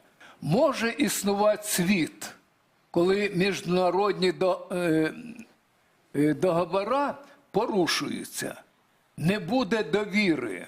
І церква, її перший обов'язок – це свідчити про правду. Дякую, Ваша святості. Окрім тиску на Київську патріархію, були обшуки в будинках кримських мусульман, от останнім часом, Шейх Саїд. Це російська влада сказала, що це терористичне угруповання Хізбут Тахрір. Ми так розуміємо, готується велика справа. Ваші прогнози, що буде з тими мусульманами, які вже заарештовані, і що буде з мусульманськими громадами Криму? Знаєте, я думаю, що справа так званого Хізбут Тахрір – це лише привід. Тобто жодних доказів того, що ті мечеті, ті медресе, ісламські культурні центри, ті люди, що зникли з мусульман, що були закатовані, що були заарештовані, вони нібито причетні до Хізбут Тахрір. Таких тверджень немає. Я думаю, що через те, що Хізбут Тахрір є у Росії забороненою організацією, саме цей ярлик вішають на всіх мусульман, до яких бажають вчинити несправедливість і яких бажають репресувати. Зараз відбувається жорстока навіть дискримінація і порушення прав і свобод як наших братів українських православних, так і мусульман Криму. І це вже продовжується 2 роки. Але місцевий муфтій не вбачає ніяких порушень, здається. Це питання до місцевого муфтія, а ми з Києва звідси дуже добре це бачимо, постійно фіксуємо, отримуємо постійну інформацію, навіть вже про навмисне підкидування релігійної літератури до мечетей та ісламських центрів, що є забороненою у Росії. Як це сталося, наприклад, з ісламським культурним центром у Сімферополі, коли прийшли з обшуком, заблокували мечеть, а потім підкинули літературу, якої там не було і не могло бути. Зараз відкрили кримінальну справу. І так само по всім заарештованим хлопцям, позниклим, позакатованим, що вже 2 роки відбувається у Криму, постійно, я не знаю, це можна назвати хіба що репресії на релігійному, на національному ґрунті. Постійно це відбувається, і ми це дуже добре бачимо і знаємо, якщо навіть хтось у Симферополі цього і не бачить. Дякую. Я нагадаю нашим радіослухачам, що на питання про релігійні утиски в Криму відповідали шейх і імам Духовного управління мусульман України Саїд Исмаилов и патриарх Киевский и всей Украины Руси Филарет. А сейчас мы предлагаем вспомнить, как проходила одна из, не будем говорить последних, одна из крайних, может быть, так скажем, акций проукраински настроенных граждан Украины, которые живут в Крыму. Это акция на 201-й день рождения Тараса Шевченко 9 марта 2015 года.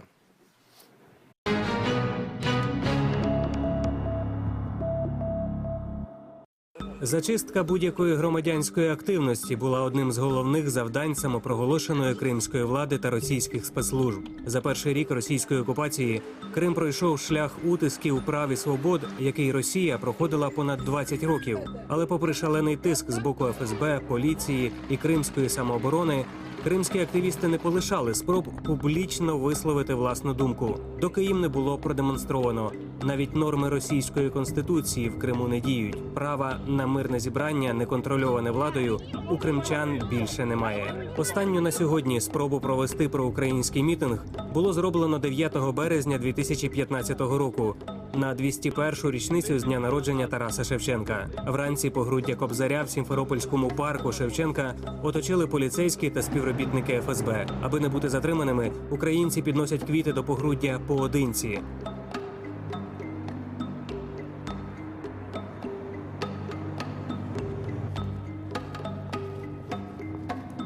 акцію на день народження Шевченка у парку Шевченка заборонили ті ж самі чиновники, які раніше щороку приходили сюди з українськими прапорами. Замість парку Шевченка сімферопольці зібралися в запропонованому адміністрацією місці парку імені Гагаріна, де і відбувся мітинг. Сьогодні його день народження. Я прийшла спеціально почути хоч українське одне слово. І хоч би від кого-небудь мені почути, хоч чи нас скоро звільнять із окупації. Я так за Україною жалію. Я її так люблю. І хотілося б вмерти України. Я не хочу ненавидіти цих окупантів. Не дочекавшись завершення мітингу, поліція почала затримання учасників. Так званий суд визнав використання української символіки на мітингах в Криму порушенням. 3 активістів було засуджено до виправних робіт. Але навіть показове покарання та неможливість проводити публічні акції не змусила кримчан відмовитися від власної позиції та ідентичності. Саме після інциденту 9 березня 2015 року активістами в Криму було створено Український культурний центр, який працює і сьогодні.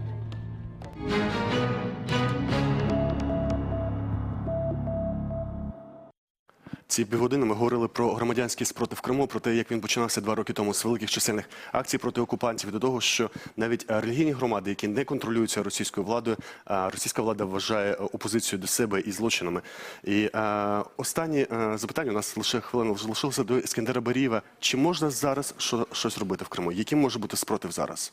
Однозначно, в первую очередь, мы должны заниматься правовым просвещением для того, чтобы люди знали свои права, в том числе то, что даже было показано, и мы с этим сталкивались. В Крыму сами оккупанты нарушают свое же российское законодательство.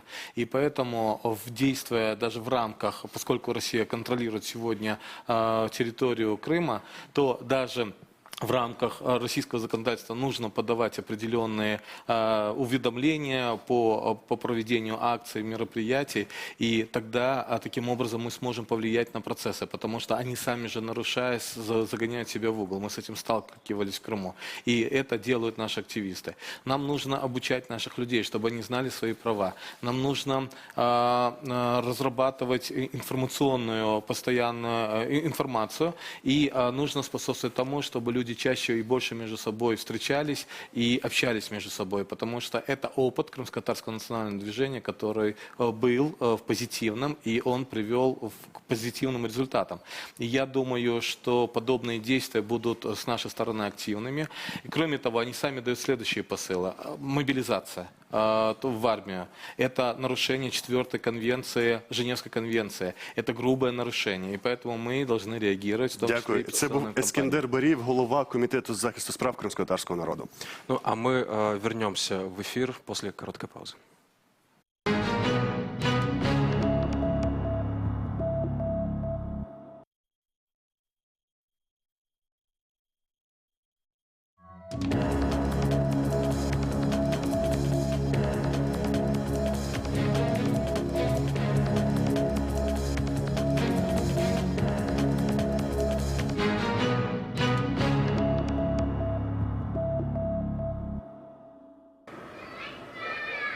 Сколько нужно человеку с просонья при таком шуме открыть дверь?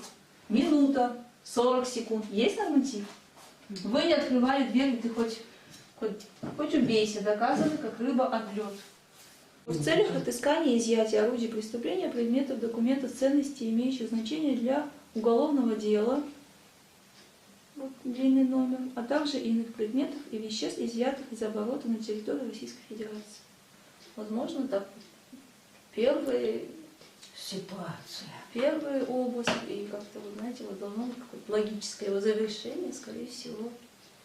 Они спрашивали у него, а не было ли у тебя мысли уехать? Он говорит, нет, не было. Никогда не просто как бы вот не махнет рукой, если кто-то к нему обратится, и даже если не обращались, если он слышал, что у кого-то какие-то, даже вот какие-то моменты с бумагами, в которых он разбирается, потому что он достаточно грамотный в плане экономики и различных бухгалтерских моментов, юридических, он всем старался помочь. В последнее время сталкивались с различными Вот правозащитными моментами тоже никогда никого не оставлял, так сказать, без внимания и своей поддержки и помощи. Потому что вот таких вот активных, видных людей, наверное, наверное, да, не нужно таких людей. Услышала крики невестки и сына. Они очень громко разговаривали, и невестка говорила: выйди, выйди, там полный двор автоматчиков, выйди. Я даже не поняла, в чем дело, проснулась и выглянула в окно, смотрю, стоят двое с автоматами прямо под окном. Когда уже я увидела через окно, что сына уводят, я выбежала. Я пришла туда, спустилась, где их машины. Сын уже сидел в машине, и спросила у следователя, который был с папкой. Я спросила, кто здесь главный, мне сказали, вот он с папкой. Я спросила, куда вы увозите и за что вы увозите моего сына? Он молчок, ничего не сказал. Я говорю, а когда вы его отпустите? И кто-то другой из них сказал, что когда предъявят обвинения. Я говорю, какие обвинения? Может быть, такие же, как ко мне вы можете предъявить обвинения? Такие же обвинения? Какие к нему могут быть обвинения, если вы в доме ни оружия, ничего, никаких улик, вещественных доказательств против того, что вы думаете о нем, ничего не обнаружили? Говорю, какие могут быть против него обвинения? Следователь ничего не ответил. Закрыли дверцу, и они уехали. Интересовался вообще религиозными такими вот какими-то течениями, но ни в каких организациях никогда не состоял. Мы с отцом покойным его об этом все время допрашивали, спрашивали, вот ты религию увлекаешься, у тебя друзья, ты где-нибудь состоишь в каких-нибудь организациях? Нет, я нигде, ни в каких организациях не состою и никакой деятельности не предпринимаю, не занимаюсь никакой деятельностью. Вот. А то, что дважды проводили здесь обыски, они необоснованные. Там нет никаких улик за то, что он состоит в каких-то организациях или способствует чему-то плохому. Такого нигде ничего нет. И все их обвинения основаны на домыслах, не на вещественных доказательствах, никаких улик нет.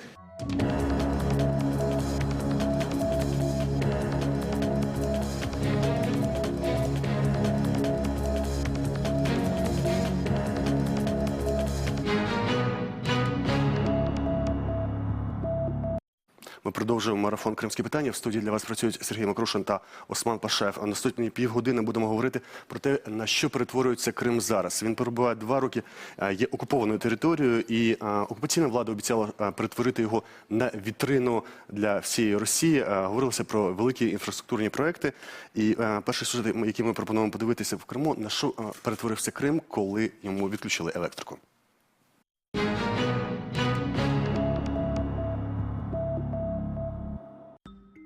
20 листопада Крим занурився у темряву. Невідомі підірвали електричні опори на Запоріжжі та Херсонщині, внаслідок чого були виведені з ладу 2 з 4 магістральних ліній електропередач. Ще 2 в одному коридорі з високовольтною лінією Каховка-Титан були сильно пошкоджені, але встояли. 21 листопада пролунали ще 2 вибухи. Цього разу півострів повністю опинився у сутінках. На території окупованого півострова було введено режим надзвичайної ситуації. Школярі, студенти і їхні батьки більше ніж на тиждень випали з нормального життя. Російське керівництво змусило кримчан піти у незаплановану відпустку за власний рахунок. Романтика, казали спочатку кримчани, але потім стало не до сміху. Величезні черги на заправках, відсутнє опалення у будинках, дефіцитний хліб і життя за графіком. Та це ще далеко не повний список того, що звалилося на кримчан. З усієї Росії в Крим почали зганяти мобільні електростанції та генератори. 2 грудня президент Росії Володимир Путін особисто прилетів до Криму, щоб пустити електрику так званим енергомостом з Кубані до Криму. Його вистачило ненадовго. Споруда не витримала навантаження і її робота тимчасово зупинилася. Після повторного запуску енергомосту світло почало згасати на російській Кубані. 8 грудня було частково відновлене постачання електрикою з української лінії Каховка-Титан, але лише до кінця 2015 року. 15 грудня Володимир Путін з Кремля запустив другу нитку російського енергомосту. Деякий час електрика подавалася справно, але через холоди і зношеність місцевих мереж аварії і подальші вимкнення світла стали нормою для кримчан. Зараз Крим отримує та виробляє приблизно 850 МВт, але для того, щоб мешканці півострова забули про електроенергію за графіком, потрібно на 2/3 енергії більше.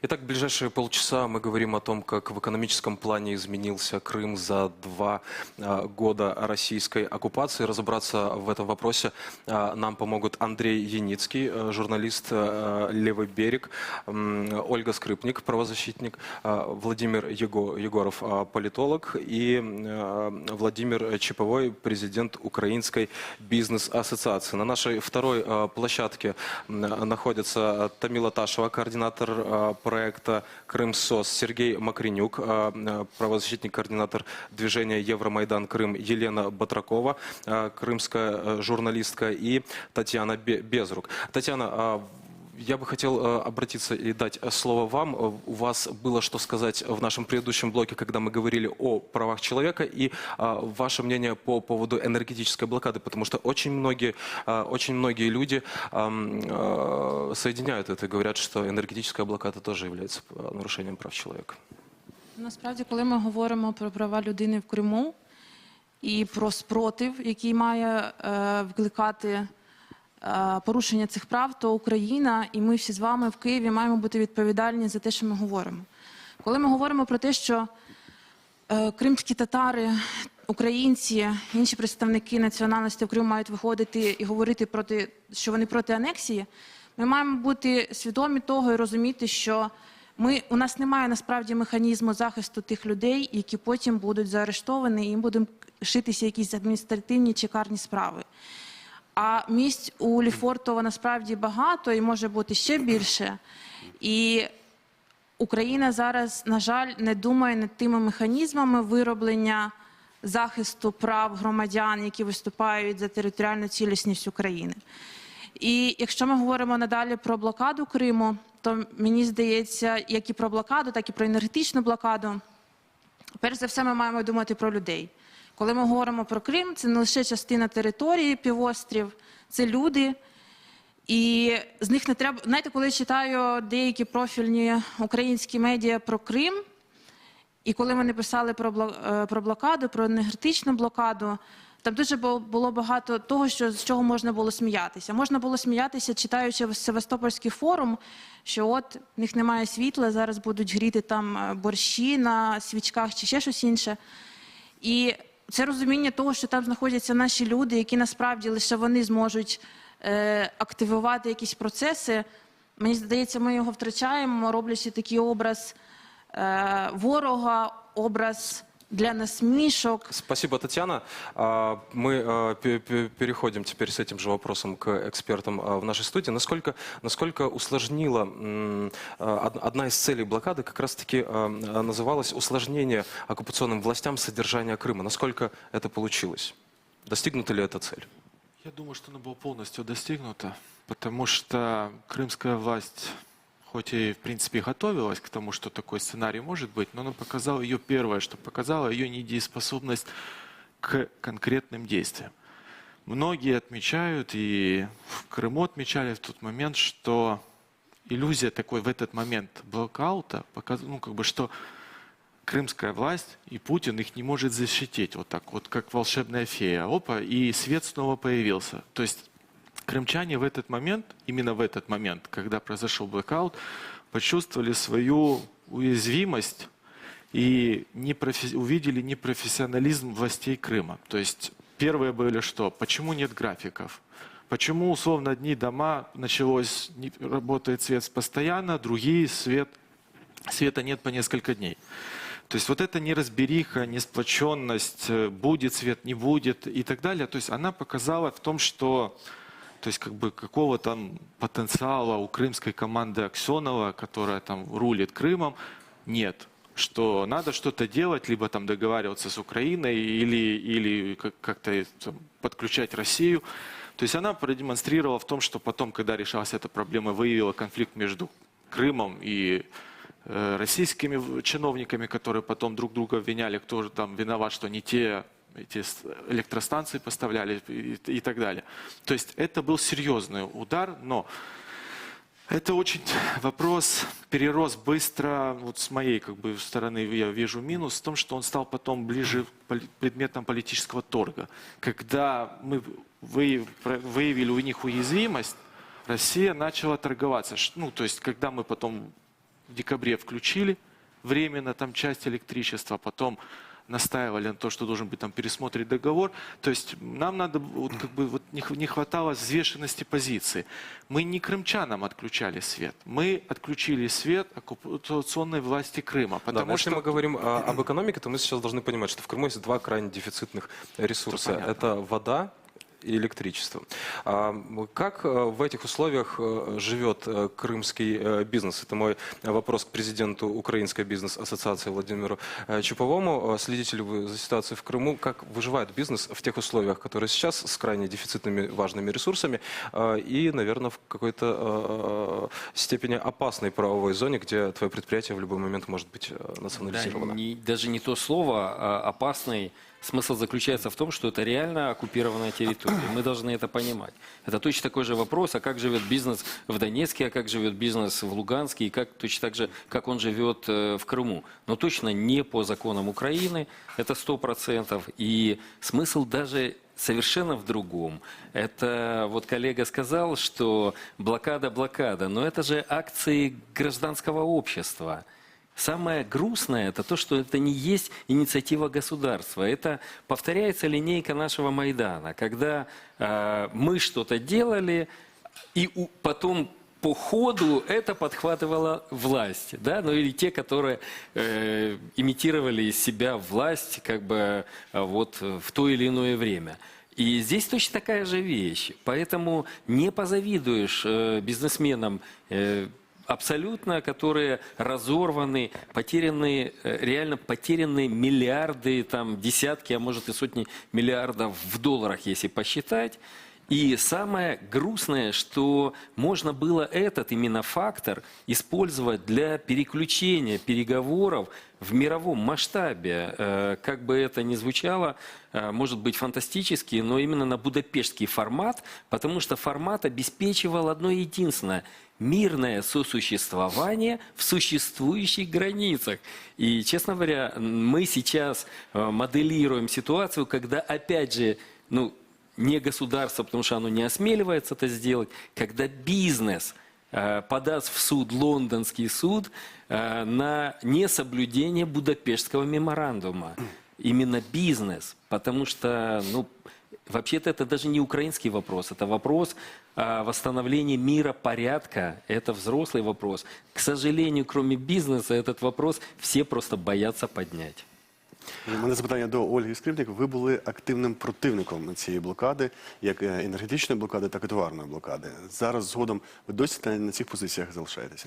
Да, и то, что произошло за последние 3 месяца, подтверждает то, что если нас интересуют люди, именно люди, которые там остались, 2 миллиона наших граждан, то худшее, что может сделать Украина в этом смысле, ввести полную блокаду. И тем самым сделать самое выигрышное для России. Почему? На сегодняшний день блокада показала следующие моменты. Во-первых, что касается Крыма и обычных людей. Первое, усилились репрессии как в отношении крымских татар, так и в отношении любых проукраинских позиций. В том числе результатом этого явилось обращение Поклонское о запрете Меджлиса крымского татарского народа. И это вообще угроза существования коренного народа. И это результат блокады.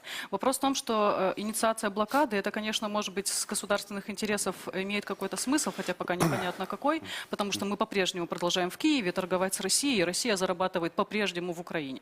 И поэтому абсолютно нелогично говорить лозунги «мы не торгуем с оккупантом, когда на самом деле с оккупантом мы торгуем в Киеве, Тоді, в може, любом треба магазине. продовжувати і не торгувати взагалі?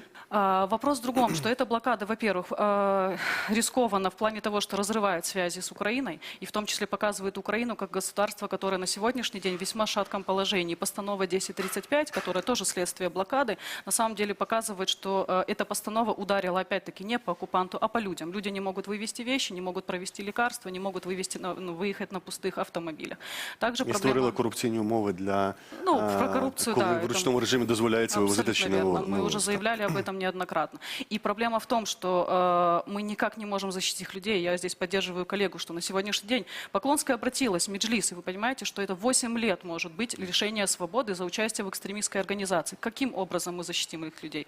А результат экстремистской, да, вот этой так называемой антиэкстремистской программы России в Крыму, он действительно усилился. Огромное количество обысков в домах прошло, попытка запрета Меджлиса и многие другие действия. Поэтому здесь у меня вопрос, как тогда защищать этих людей? На сегодняшний день блокада в отношении обычных людей действительно ухудшила их положение. И еще важный момент, язык вражды, который сейчас в разы вырос в Крыму в связи с блокадой, когда Украина еще более активно называется там хунтой, бандеровцами и так далее, он сейчас просто прогрессирует. Результатом языка вражды всегда является и усиление репрессий, причем, что самое ужасное, не только со стороны де-факто властей, в этом смысле может подключиться и обычное население на бытовом уровне. Дякую, Ольго. І у нас запитання до Єлени Ватракової, яка нещодавно покинула Крим. Чи дійсно так, чи дійсно блокада погіршила взаємини з громадянами України в Криму? Я тоже считаю, что блокада, во-первых, те цели, которые она преследует, по моему мнению, они пока не достигнуты. Во-первых, я своими глазами видела, что действительно прокладывается кабель под Керченским проливом. Я его видела сама. Поэтому, когда в некоторых украинских СМИ пишут, что нет никакого энергомоста, ну, как бы у меня, извините, не галлюцинация. Он действительно есть. Только, может быть, это не громкое слово «мост», это электрокабель, да, по которому все-таки худо-бедно, пока что плоховато, но поступает электроэнергия в Крым. И как бы то ни было, многие люди, даже те, которые раньше были проукраински настроенные, они сейчас чувствуют какую-то обреченность, и у них возникло такое ощущение, что неизбежность того, что будет все-таки Россия, понимаете? И они видят, что строится энергомост, они видят, что строится просто мост через Керченский пролив, они видят, как относится Украина к своим гражданам в Украине, что ощущение какой-то ненужности, безысходности появилось у крымчан. И даже я хочу сказать, вот мое мнение, что те люди, которые за Украину, они за Украину и остались. Те, которые были пророссийски настроенные, они сохранили свое мнение. Но люди, которые за Украину, они сейчас чувствуют себя брошенными, чувствуют себя в какой-то безысходности. Им кажется, что ничего уже в их жизни в этом отношении не изменится, что Крым будет контролировать Россия. Дякую, Олено. Ви якраз торкнулися теми Кримського мосту. Володимиро, є що сказати? Після сюжету про Керченський міст ми повернемося до цієї теми.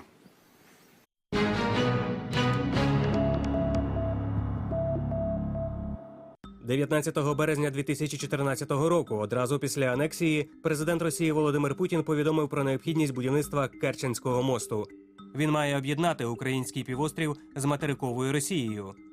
220 мільярдів рублів – стільки коштує його будівництво. Однак поки що милуватися можна лише його проектом. Згідно з планами російської влади, загальна довжина споруди – 19 кілометрів. Траса починається на Таманському півострові, міст має бути з шумовідбійниками, багатосмуговим автомобільним рухом і залізничними коліями. Ним щороку планують перевозити 13 мільйонів тонн вантажів та 14 мільйонів пасажирів. А так виглядає Керченський міст зараз, за 2 роки після обіцянок російської влади. Восени 2015 року відкрили рух транспорту першим з 3 робочих мостів. Тимчасовий міст прокладений між Таманським півостровом і островом Тузла. Однак подібний міст вже будували в серпні. Тоді підрядники зазнали фіаско. Перші забиті палі для мосту безслідно зникли вже наступного дня. Їх засмоктало через особливості ґрунту. Підсумки завершення будівництва мосту переносилися російським керівництвом не один раз. Очень рассчитываю на то, что сроки строительства будут выдерживаться. В конце 2018 года этот стратегический объект должен быть сдан. У 2018 році міст має запрацювати в тестовому режимі. В експлуатацію, за даними російського керівництва, його буде введено лише в 2019 році.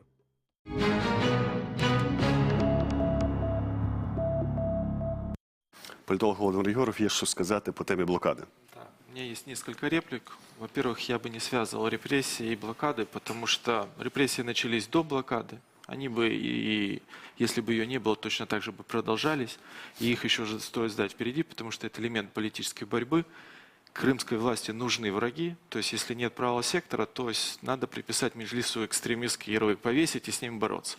То есть это не связано с блокадой, это связано с тем, что нужен враг, вот, осязаемый, который вот, можно потрогать, к нему можно прийти с обыском, его можно поунижать, потягать по СИЗО и в конце припаять срок. Предлагаю прочитать материалы Поклонской, с которыми она обратилась. Хорошо. И есть еще дальше реплики. Почему нужны были эти блокады? Почему нужно было отключить воду? Почему нужно было затормозить ЖД-сообщения? Почему нужно было и вводить и торговую блокаду, и энергоблокаду? Потому что это помогло понять, как бы сделать сегодня из Крыма периферийный регион. Регион, в который сложно добраться. В регион, в котором трудно попасть к каким-то нормальным товарам. И со времен, которым сегодня нужно крымскому обществу и нашим крымчанам, я тоже себя отношу к крымчанам. И то есть это показало в том, что Украина может проявлять где-то свою силу. Да, у Украины нет военной силы, той, которая бы противопоставить, прийти с танками и забрать Крым назад, как сделала Россия с помощью своего военного контингента. Но Наш инструмент — это ухудшить жизнь людей. И наша задача, если сегодня говорить как государство, я ее, по крайней мере, вижу в том, чтобы создать те условия, чтобы показать, что Крым без Украины в экономическом плане, в политическом и вообще развиваться не может. Я считаю, что это адекватные инструменты. Мы показываем, бизнес оттуда уезжает. Все радуются, когда россияне пришли, начали покупать недвижимость, отели. Все, кто продали, все счастливы. Сейчас в Крыму что-то продать, квартиру, гостиницу, бизнес, его можно только отдать, потому что сторонники Гоблина ходят и забирают. Продать невозможно. Никто не будет вкладывать деньги в этот регион. Дать слово Андрею Яницкому, журналист издания «Левый берег». Получилось ли действительно достичь того экономического эффекта? И может ли, по вашему мнению, такое экономическое давление повлечь за собой нарушение прав человека в Крыму? Мне кажется, что действительно тезис насчет того, что права человека нарушались и будут нарушаться, это справедливый тезис. Но в то же время мне кажется, что Украина не должна действовать только кнутом или только пряником. Это, в общем-то, основа менеджмента. Если вы работодатель, и нанимаете человека, то вы не можете воздействовать на него только штрафами или только премиями. Должно быть соотношение и того, и другого. То же самое Киев и Крым. Каким образом Киев должен вести свою политику по отношению к Крыму? На мой взгляд, что должна быть политика максимального какого-то способствования проукраинским крымчанам, которые остались там, и тем людям, которые, скажем так, возможно, еще не сформировали свое мнение по поводу будущего Крыма. И в то же время очень жестко нужно поступать по отношению к тем, кто, допустим, к тем политикам, которые изменили присяги, и военным силовикам, которые изменили присяги, и в том числе российским властям. То есть это должна быть продуманная политика, где есть и плюсы, и минусы. И вот что касается, допустим, энергетической блокады, то сама идея логичная, но как она была исполнена, на мой взгляд, не совсем правильно. Это было сделано, когда это было сделано руками гражданских активистов, когда не было четкого графика, понятного для жителей Крыма, когда премьер-министр, президент не вышел в прямой эфир, не сказал: дорогие крымчане, вы понимаете, в какой сейчас вы находитесь ситуации, мы не можем торговать с оккупантом, мы готовы предоставлять, как в итоге и стало, предоставлять электроэнергию, если это будет в договоре зафиксировано украинский статус Крыма, и таким образом показать, что это не Украина не хочет давать крымчанам электричество, это Россия сама отказывается от этого контракта. Так в итоге и стало. То, что было до этого, мне кажется, было немножко неправильно. Срочная новость. На сайте президента появилась информация о том, что президент поручил подготовить специальное заседание СНБО относительно Крыма, а правительству детальный график защиты интересов України в міжнародних судах. Я далі буду читати язиком оригінала. Крим був, є і залишиться невід'ємною частиною української держави, а країну-злодія буде примушено повернути вкрадене. Саме так станеться рано чи пізно, яким би тривалим не виявився процес деокупації півострова, заявив Порошенко. Від Кабміну президент очікує детального плану графіку захисту національних інтересів України в міжнародних судах. Також він зажадав від уряду внести на розгляд СНБО питання щодо тимчасового режиму спеціального митного захисту вдовж лінії адміністративного кордону з Кримом. Міністерство оборони та Генштабу Збройних сил наказано подати пропозиції щодо істотного посилення військових спроможностей України на Херсонщині та вздовж усього Чорноморського узбережжя. І президент також подякував всім кримчанам, які не переривають свого громадянського та духовного зв'язку зі своєю справжньою вітчизною Україною. Я пропоную долучитися наш другий майданчик. Тамілу Ташеву. Таміла, це для наших радіослухачів, нагадаю, це координатор проєкту «Кримсос». Таміла Ташева. Чи дійсно можна пов'язувати посилення репресій з тою блокадою енергетичною і товарною, яку здійснили з українського боку? Ну, мені видається, теза, яку сказав Андрій, вона є правильною, да, тому що в тому числі, звісно, що це може бути пов'язано з блокадою. Але, зрештою, я неодноразово говорила про цю тезу, що блокада була доволі вимушеним кроком з боку Меджлісу, з боку громадськості через відсутність взагалі політики щодо окупованого Криму. І після подій вересня і жовтня 2015 року хоч якась реакція з боку української влади з'явилась. І, як на мене, це був доволі позитивним кроком цієї блокади і одним з головних результатів блокади. Але, звісно, що зараз ми спостерігаємо небувалі репресії проти кримських татар, зокрема, і ми маємо справи так званої блокади, справу блокади Криму, да, і коли до Ельзари Ислямової і до Лілі Буджурової приходили і кримінальні справи проти Рефата Чубарова і Лінура Ислямова завели. Тому, звісно, що це можна пов'язувати. Дякую. І Сергій Мокринюк, Євромайдан Крим. Я скажу так, коротко. Во-первых, однозначная принципиальная цель, которой мы добились, это то, что действительно мы оторвали Крым от Украины. Спасибо большое блокаде. Мы оборвали экономические связи. Важно понимать, что сегодня Украина не имеет технических возможностей, широких каких-либо, чтобы активно, действительно вернуть Крым сегодня. Единственный инструмент, который находится в наших руках, и тот способ, который возможен, это международный дипломатический путь через санкции и переговоры. Другого пути нет. Не может быть у нас военного возвращения Крыма. Это важно понимать. Поэтому те, кто призывает к военному возвращению, объективно продолжают создавать образ радикалов и присутствия радикальных организаций в Украине. Мы, конечно же, подкрепили миф о экстремистах и бандеровцах, которые живут в Украине, когда начали взрывать, подрывать линии электропередач, это однозначно. Мы подкрепили, более того, мы создали, на мой взгляд, миф, что крымские татары – это есть экстремисты. Ну, я прожил всю свою жизнь в Крыму, и я был горд, на самом деле, что крымско-татарский народ всегда, всю жизнь использовал именно ненасильственные методы сопротивления. К сожалению, мы сегодня подали такой мяч, пас врагу, в его пропагандистской работе. Я считаю, что это провал. Единственное, по состоянию на сегодня говорить о том, что появилась политика какая-то по Крыму, ну нет, не появилась. Да, создали службы, но пока они еще полноценно не работают. Мы должны сейчас, сегодня, это фиксировать преступления, которые там совершаются, преследовать людей, которые совершают эти преступления и, безусловно, подавать эту информацию для международных организаций для применения санкций. Все. Дякую. Це був координатор Євромайдану Крим Сергій Мокринюк. Я представлю наших гостей цього блоку. Він вже завершується. Це Таміла Ташева, координатор проєкту «Кримсос», Тетяна Безрук, журналістка, Олена Батракова, журналіст з Криму. А з нами в студії були Андрій Яницький, журналіст «Лівий берег», Ольга Скрипник, правозахисник, Володимир Чіповий, Бізнес-асоціація України і Володимир Єгоров, політолог. В студії для вас працювали Сергій Мокрушин та Осман Пашаєв. Ми повернемося за 20 хвилин, а протягом 20 хвилин буде фільм про спротив в Криму.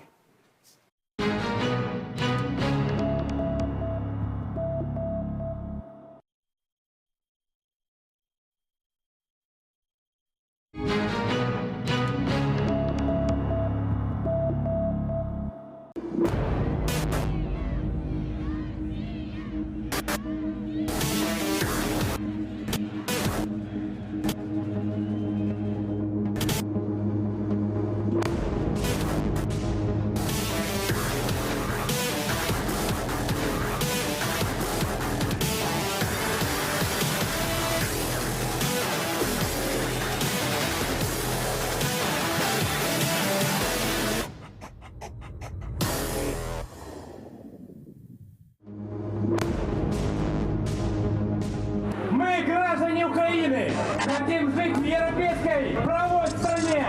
Нет насилию Майдана! Бандурей! Бандурей! Я призываю всех, молодежь, студенты, не бойтесь, выходите на улицы.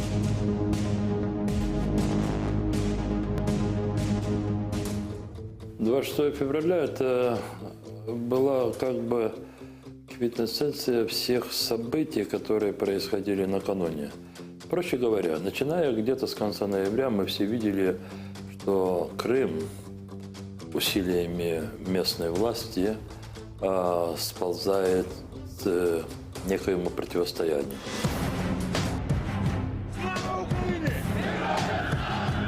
В течение нескольких часов тысячи людей заполнили эту площадь. Так получилось, что сразу крымско-татар пришло намного больше, чем сторонников русского единства. Люди собрались, высказывались в поддержку стабилизации общественно-политической ситуации в целом в Украине, в Крыму, то есть с пониманием, так сказать, всего, адекватным пониманием происходящего. Мы живем в Крыму и хотим жить в Крыму. И Крым всегда был дружный. Но сейчас вышли простые люди отстаивать свое право, говорить, думать, верить, растить детей так, как мы хотим. Крым – это Крым. И он к России не относится. Мы здесь стоим для того, чтобы Крым был, всегда принадлежал Украине. И в основном крымским татарам, потому что это наша родина, наша земля. Но потом начали подтягиваться сначала малочисленные, а потом их становилось больше и больше. Ну, скажем так, условно, представители пророссийских сил. Бандера не пройдет. Мы будем говорить по-русски, как и говорили. Мы требуем референдум, чтобы крымский народ законным способом определился о статусе Крыма. Либо Украина, либо Россия, либо отдельный Крым. Народ должен решать, где и как ему жить. Сегодня стоим за них, за Беркут, за Россию. 14 часов, когда должна была начаться внеочередная сессия, мы с Константиновым спустились вниз, и Аксенов тоже. В зале уже сидели депутаты. Константинов объявил о том, что при столах регистрации зарегистрировалось столько-то людей, по-моему, 49, и пока кворума нет, поскольку демонстранты мешают депутатам зайти в помещение. После этого вы знаете о том, что была предпринята попытка все-таки проведения сессии, от которой я в том числе уговаривал Константинова, потому что они намеревались самостоятельно, вопреки нормам Конституции, сменить руководство правительства. И ну вот нам вместе с Рифатом Чубаровым удалось не допустить проведения этой сессии. Рифат выходил, выступал, я вышел на трибуну, естественно, сразу же был выключен звук. Мы все, кто был на площади поддержки территориальной целостности Украины, если я сказал бы, что это все были исключительно крымско-татары, это было бы неправильно. Там были много людей других национальностей. И украинцы, и русские, я полагаю, и евреи, и кто там еще не жил. Надо было видеть это единение людей.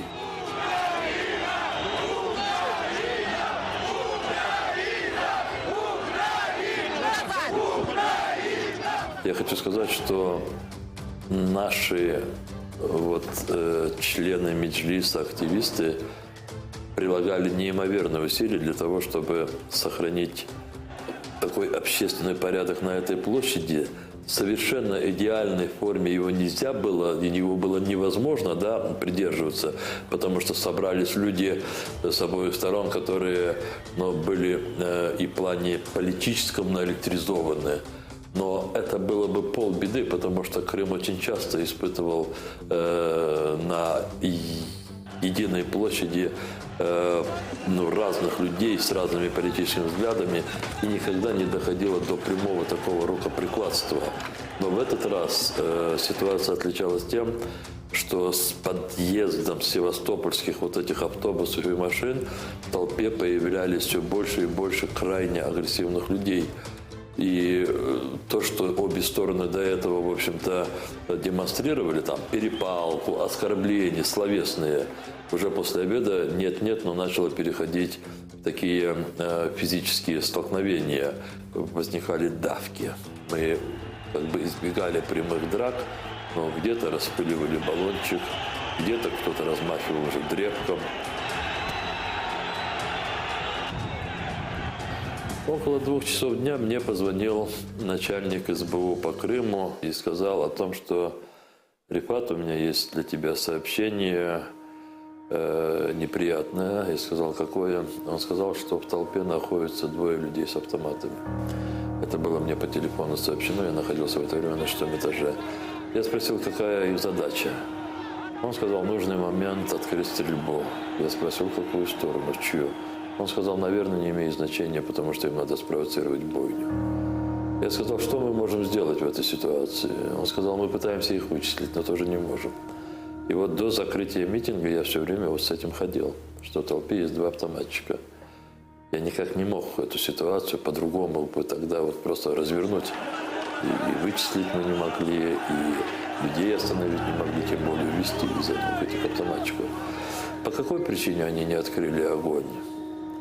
Я не могу сейчас сказать. Это просто чудо, то, что та сторона выбрала не вариант, извините меня, кровавого мессива такого, а, видимо, этот вариант был. Она выбрала вариант захвата ночью или под утро.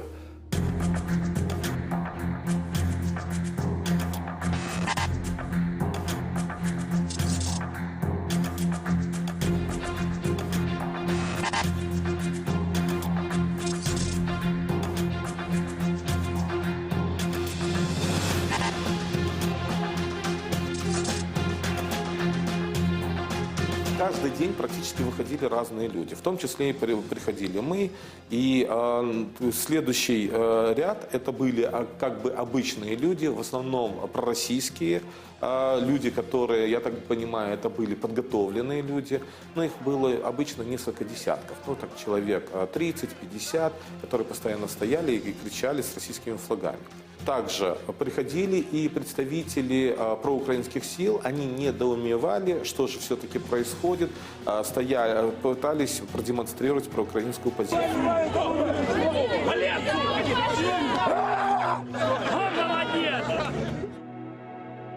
И одним из таких активистов был Ришат Аметов. Он вышел с одиночным пикетом на площадь, центральную площадь Симферополя, напротив здания Совета министров Автономной Республики Крым. Это было 3 марта.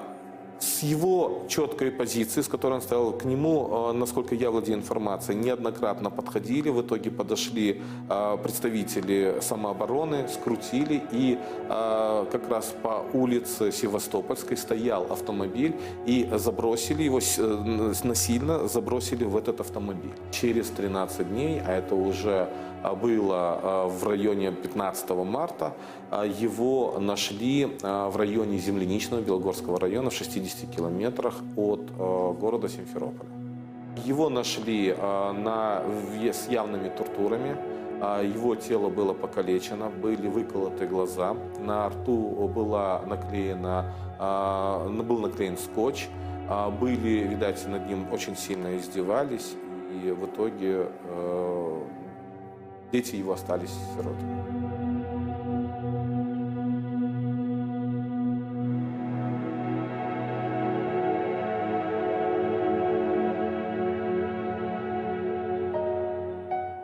«4 марта я встретилась с участниками Крымского Евромайдана, и мы подъехали к штабу береговой обороны на улице Павленко, пообщались там с заместителем командира, и он нам объяснил, что им действительно будет нужна поддержка, потому что их начинают блокировать российские военные, поскольку это штаб, даже не военная часть, то есть там ни бетонных заборов, толком ни оружия, ничего.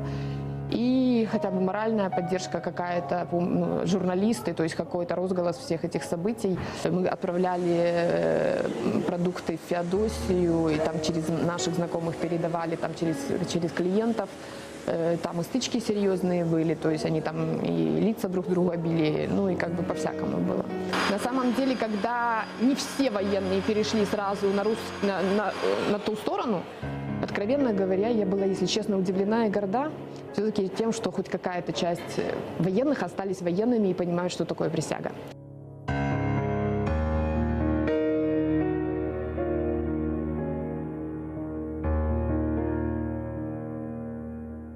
Наш режиссер Антон Романов, он помогал организовывать сбор помощи для заблокированных воинских частей. Отвозили, они, Гена и Олег, отвозили эту помощь в части. У нас, собственно, собирались вот, медикаменты, посылки. Люди приходили, приносили что-то, и мы формировали передачки, они туда возили. Я еще тоже очень сильно запомнила, очень хорошо, когда мы кричали ребятам: «Мы вас любим!», а эти самообороновцы кричали «подстилки бендеровские», проститутки. Да, вот.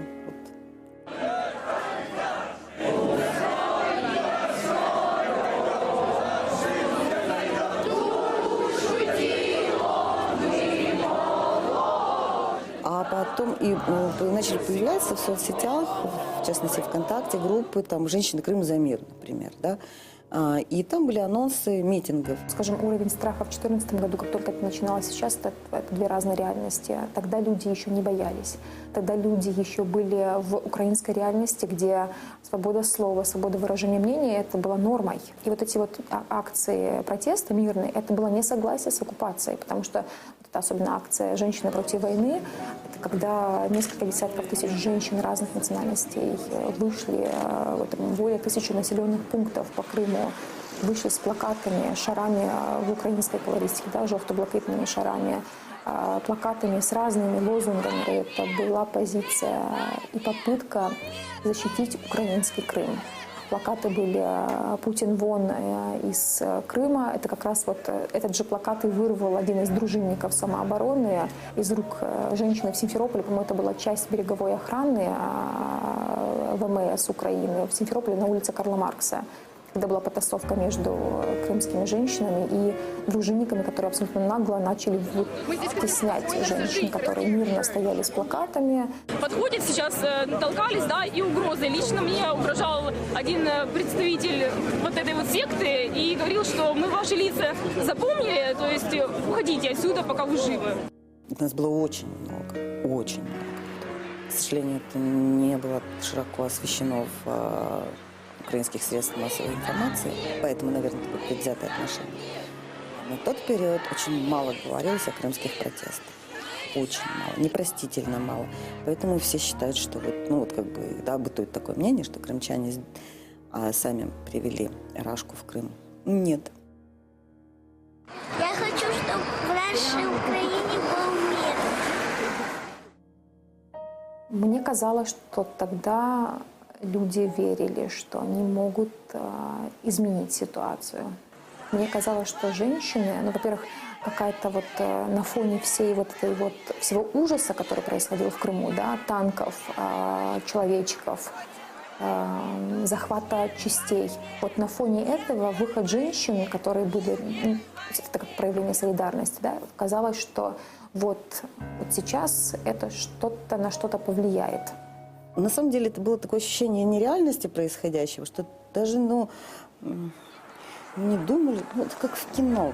Ты просто идешь в процесс, это все происходит с тобой, и ты несколько так отстраненно это наблюдаешь и участвуешь вроде, и с другой стороны наблюдаешь за этим, но почему-то казалось, что это не так страшно закончится, чем, как оказалось.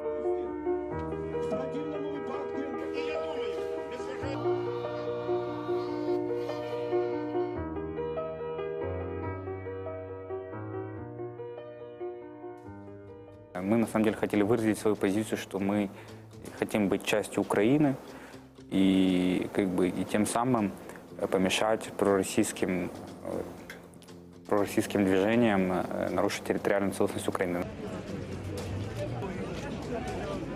Сьогодні наша акція була за мир і за єдність України. Дуже важко піднімати людей, щоб вони виходили на вулиці, бо дійсно панує страх. Люди бояться. Дуже багато злякалося в той час момент людей і не хотіли виходити. Тобто на першу акцію приблизно це було, я точно зараз не можу зорієнтуватися, десь в перших числах березня прийшло всього 40 чоловік. Першу акцію Шевченко. Але ми сфокусували інформаційну кампанію, і до нас приїхало більше, напевно, журналістів міжнародних різних, чим нас було там, реально. Тобто перша акція, яка була спротиву, така невеличка, але вона підштовхнула фактично населення, все побачило через інформаційний простір цю акцію. На другий день прийшло більше, близько 200 чоловік, і так по наростаючому. Але ми зробили те, що ми підтримали армію, ми дали сигнали, в принципі, по всьому Криму, ви бачили, потім акції все-таки почали виходити і в Бахчисараї, і вдоль трас. І постійно ми, діючи наші акції, перенесли вже біля пам'ятника Шевченка. Да, мы ходили на протесты. И они были масштабными. То есть это были большие протесты. И если Евромайдану Крым, если к Евромайдану как-то вот люди относились не всегда однозначно, возможно, там из-за того, что они жили в Крыму, вот зачем, то я вам хочу сказать, во время протестов против агрессии, то вышло достаточно много людей, которые не ходили на Евромайдан. То есть это были люди, которые, в принципе, были там по разным взглядам, сторонниками, там, может быть, там, консервативными, давайте не будем там, интегрироваться, давайте еще что-то. Но они сказали, что это вот, одно дело Евромайдан, другое дело справедливость, вопрос справедливости, собственности, территориальной принадлежности. То есть, и это было очень много людей. І я благодарен собі, що я познайомився з ними. На День Шевченка ми досягнули такого елементарного піку, коли всі зрозуміли, що перестали боятися і почали виходити. 9 березня ми отримували з Анатолієм Ковальським від волонтерів символіку українську, тому що 9 березня ми проводили масові акції. І за 2 години до акції нас взяли, скажімо так, в полон. Самооборона місцева відвели в міліцейській дільницю на залізничному вокзалі, а ці міліціонери передали нас потім через десь буквально хвилин 10 якимось старшим від самооборони, тобто штатським людям, які нас забрали. Там же нам зав'язали в машині зразу ж очі, скотчем і руки. Я вважаю, що активісти зробили максимум. Они жертвовали собой. То есть вы знаете судьбу Андрея Щекуна, да? Вы знаете судьбу Анатолия Ковальского, вы знаете еще очень много ребят, которые прошли через плен российских войск. И как бы есть много ребят, которые пропали. Это все были активисты, и есть куча уголовных дел. То есть, мы не могли же напасть на солдата голыми руками. То есть, у нас и оружия нет, и мы даже не умеем пользоваться им. На то мы и гражданские активисты, чтобы выражать политически свою волю. То есть, до последнего була боротьба. Те, що я міг, я робив. І з мене совість чиста, по крайній мірі. І тих моїх побратимів, які стояли. Я думаю, что мы разрушили основной миф, что в Крыму только русские, это был, там, они хотят все с Россией.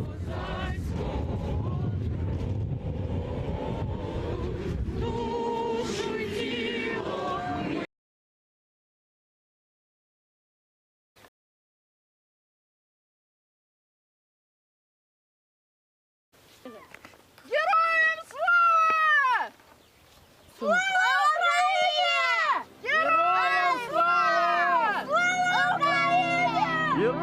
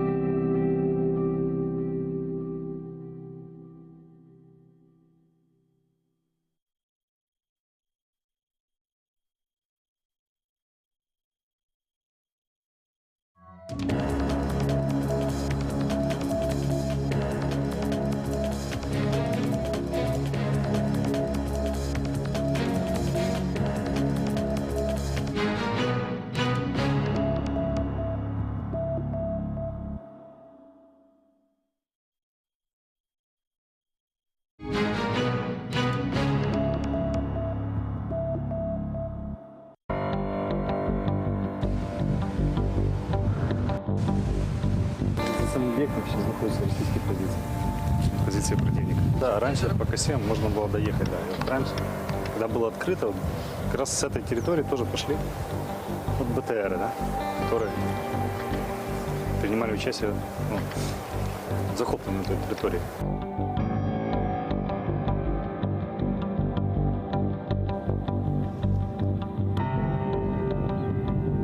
У нас было самое спокойное место на Азовском море в Северо-Стрелковом летом 2015 года. Самое спокойное. Максимально удаленные от Донбасса. Значит, с Крымом никакой, так сказать, связки. Чонгар, вот эти все события. Станция все-таки стоит. Там никого нет. Станция передана Полтавскому предприятию. Они там работают, орудуют. Границы еще туда 18 километров. Все туда отошли. Самое спокойное место было. И продолжает оставаться. Я молю Бога, чтобы никто не встревожил эту ситуацию. Чонгар от нас далеко. Мариуполь от нас далеко. Море от нас близко.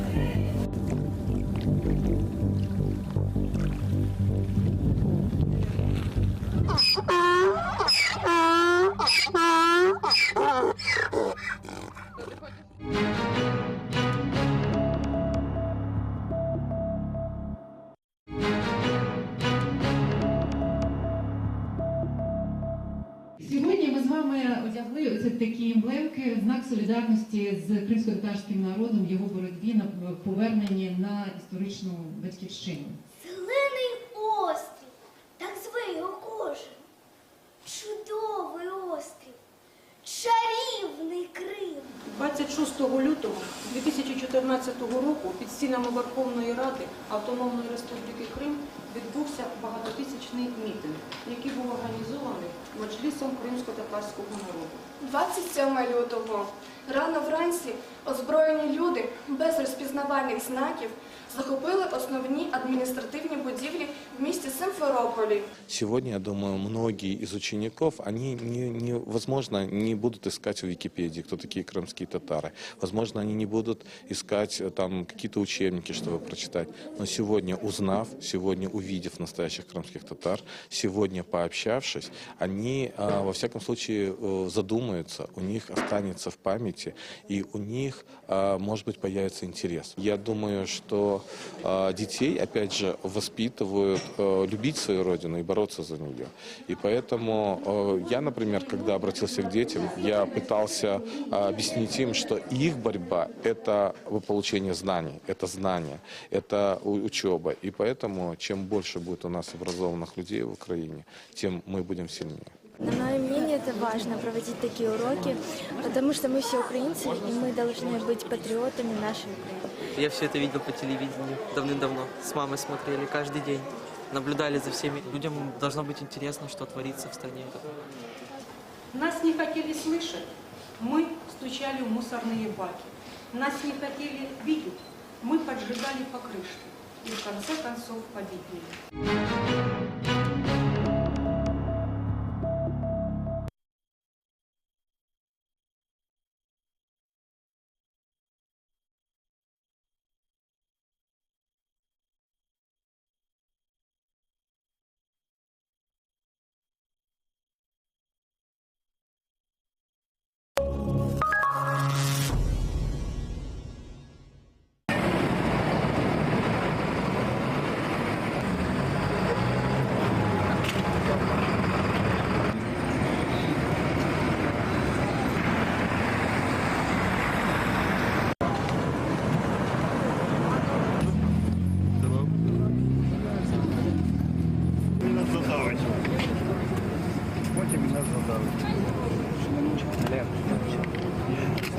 Нам треба сам процес бачити. А зараз буде біля вас.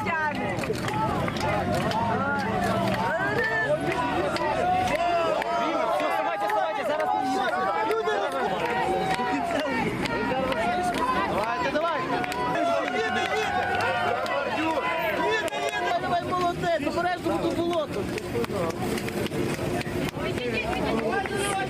Молодець, давай, ще трошки. Болото, обережно. Давай, давай.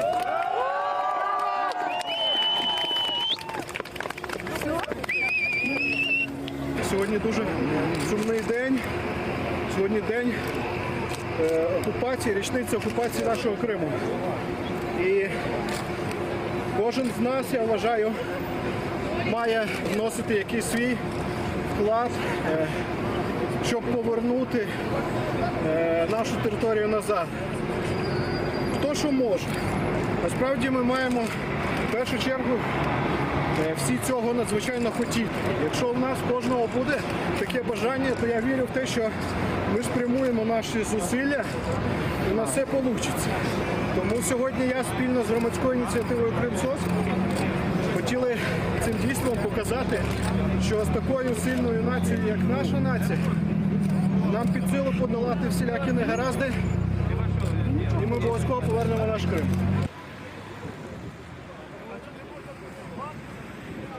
Власне, львів'янин Олег Каваш звернувся до нас з пропозицією провести таку соціальну акцію, власне, на річницю окупації Криму. І, очевидно, це є великою підтримкою всіх тих вільних людей, які до сих пір мають сили жити в Криму.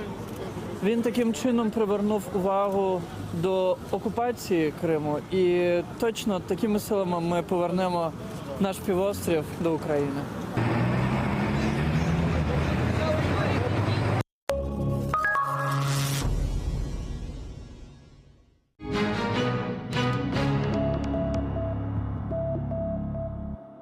К сожалению, приехали мы с одной большой сумкой. Денег было совсем чуть-чуть, и в принципе они практически кончились в первый же месяц. Просто у нас там в тот момент мы дом купили в Крыму, Алексеевка, этот Первомайский район. Водопровод провели, и все. У нас 4 семьи сразу переезжало. И мы по возможности хотели, чтобы были где-то вместе. И так получилось, что вот гуртожиток, Галина Андреевна, директор лицея, ну, как бы оптом нас приняла. И мы тут непосредственно работаем, то есть идет рубка дерева, стволы забираются, к примеру, а вот этот все хлам, мусор собирается аккуратно в кучки. То есть немножко территория облагораживается.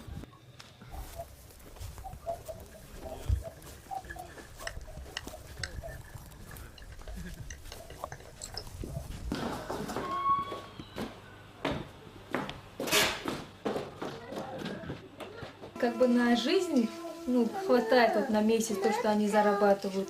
Ну, это с учетом того, что нам вот многие организации сейчас помогают нам. То есть какими нужными продуктами они, в принципе, нас обеспечивают. Как бы тесновато, и плита здесь не все работают, вот эти комфорки. А так, конечно, если будет возможность, то хотелось бы, чтобы что-то такое свое. Свой дом – это не общежитие. Если свой дом, можешь выйти в огород, там что-то сделать. Детей даже просто вывести во двор, и можешь спокойно. А чтобы здесь спуститься, это...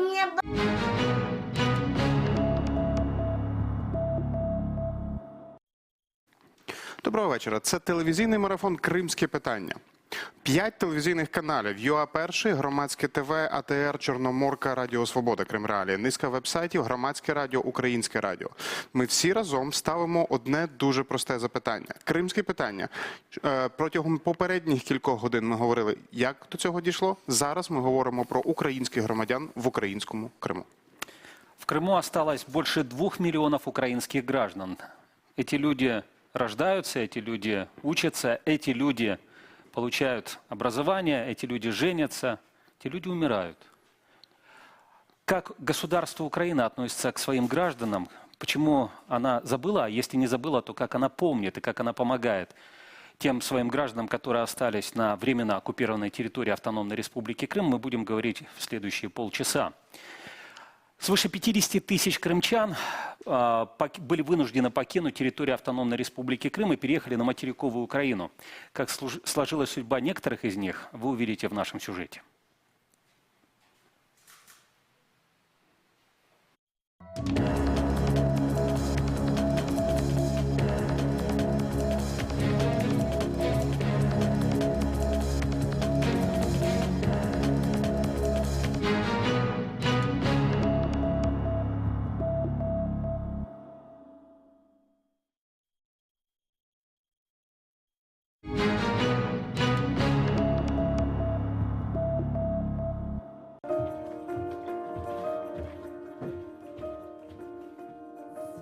бажанням, задоволенням та любов'ю виготовляємо ці сири. От можна сказати, знайшли себе. Якщо б, наприклад, рік тому нам сказали в Отобому, що ви приїдете з Ялти і будете у Львові, десь там близько Львова, варити сири, ми в жодному разі не повірили. Це просто зранку до ночі і знов зранку просинаєшся, в тебе є сили та бажання діяти. Настільки от ми полюбили цю справу. Реально знайшли себе.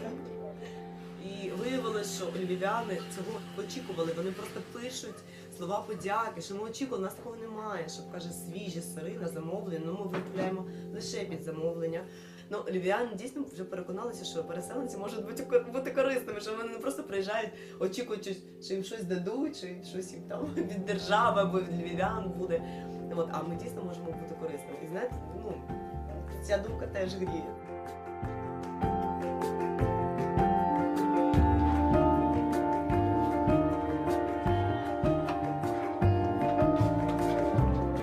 Якраз входимо в ту кількість людей, в то число людей, яке не змогло просто сприйняти, змиритися з окупацією. Якийсь час, знаєте, не хотілося виходити на вулицю, бо воно, все твоє рідне, ми корінні кримчани, стає просто чужим. Ти розумієш, що тобі тут просто немає місця. От, реально, ти розумієш, що треба щось міняти, бо тут жити просто неможливо, що тобі фізично вже не вистачає кисню. От ми зараз винаймаємо житло, але ми дихаємо реально вільно. І це, знаєте, це варто дорогого, я вам чесно скажу.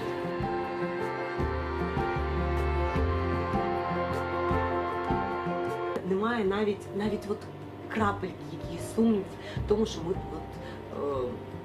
чи правильно ми вчинили, чи будемо повертатись. Тобто ми настільки впевнені, що ми правильно вчинили, і треба жити тут далі, і подальше життя, подальші плани. Наше стосується Західної України, і ми не помилилися 100%. Ну, дійсно, ми правильно вчинили, що приїхали сюди.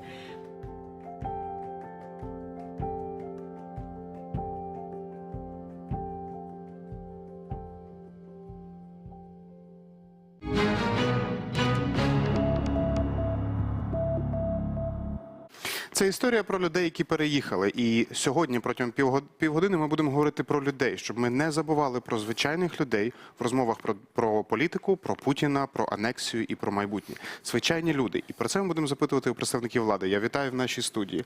Заступник голови Держслужби з питань АРК Крим Зарембау Зембаш. Добрий вечір. Лілія Гриневич, народний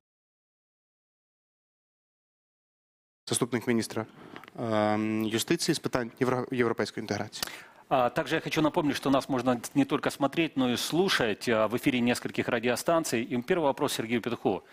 Сергей, вот я за 2 года на самом деле не смог понять, какая же политика государства Украины в отношении тех граждан, которые живут на территории Крымского полуострова. Что хочет государство Украина? Чтобы эти люди там продолжали, оставались жить, или чтобы они все-таки переезжали на материковую Украину? Во-первых, это наши граждане, и мы не признаем то автоматически навязанное гражданство России, которое было выдано всем без спроса одним указом президента Российской Федерации. Это наши граждане. Мы продолжаем в меру возможностей обеспечивать их права на территории Крыма, а также мы делаем все для того, чтобы они держали связь с материковой Украиной, с территорией, которую мы контролируем, чтобы они могли при желании приехать сюда, получить документы, получить здесь социальные льготы. На самом деле это выбор человека, быть ли ему в Крыму или переехать. У всех обстоятельства разные. Кто-то хочет уехать, но не может. Кто-то, наоборот, хочет жить в Крыму, но вынужден бежать от репрессий. Поэтому здесь в данном вопросе нет никаких политики государства в плане принуждения, либо советования действовать определенным способом. Мы делаем так, чтобы было комфортно, стараемся делать и тем, кто переезжает на материковую Украину, и тем, кто остается там. Мы пытаемся держать с ними связь, насколько это возможно, привлекать международное сообщество для мониторинга ситуации. И мы влияем на Россию всеми доступными способами для того, чтобы они не продолжали массово нарушать права наших граждан. Украинское государство по-прежнему считает всех крымчан нерезидентами.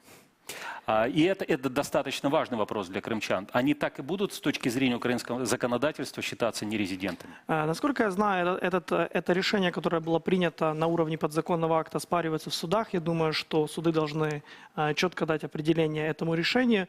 По большому счету, это наши граждане, которые живут на нашей территории. Есть особенности нахождения их на временно оккупированной территории. Есть объективные трудности, которые связаны с этим. Например, административная граница, которая находится, и там есть соответствующий режим ее пересечения. Нельзя просто так выехать в Крым или въехать из Крыма, к сожалению. Это объективный фактор. Но я думаю, конечно же, ни в коем случае нельзя считать наших граждан, которые оказались на оккупированной территории, нерезидентами или предъявлять к ним какие-то требования, которые мы не предъявляем к своим гражданам.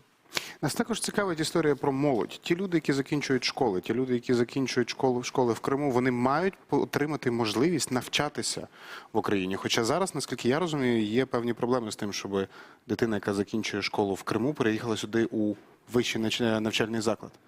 На самом деле проблема очень простая. Да? Любой гражданин Российской Федерации со своим аттестатом об окончании средней школы в Российской Федерации может приехать и поступить в украинский вуз. А крымчанин, который гражданин Украины, но который получит аттестат о среднем образовании в крымской школе, там будет написано Российская Федерация, он не сможет на основании этих документов приехать и поступить в украинский вуз. Что с этим делать, Лидия Гриневич? Це не зовсім так. Тобто Так. А як? ми над цим працюємо. По-перше, є закон, який створює можливості для продовжувати свою освіту для кримчан в Україні за бюджетні кошти. А зараз є законопроект, який ми вже в комітеті розглядали, і він піде в зал на розгляд депутатів, який просуває ще далі оце право на освіту, і ми закладаємо можливість визнання будь-яких кваліфікацій, які здобули кримчани вже в тій системі освіти, от за цей час.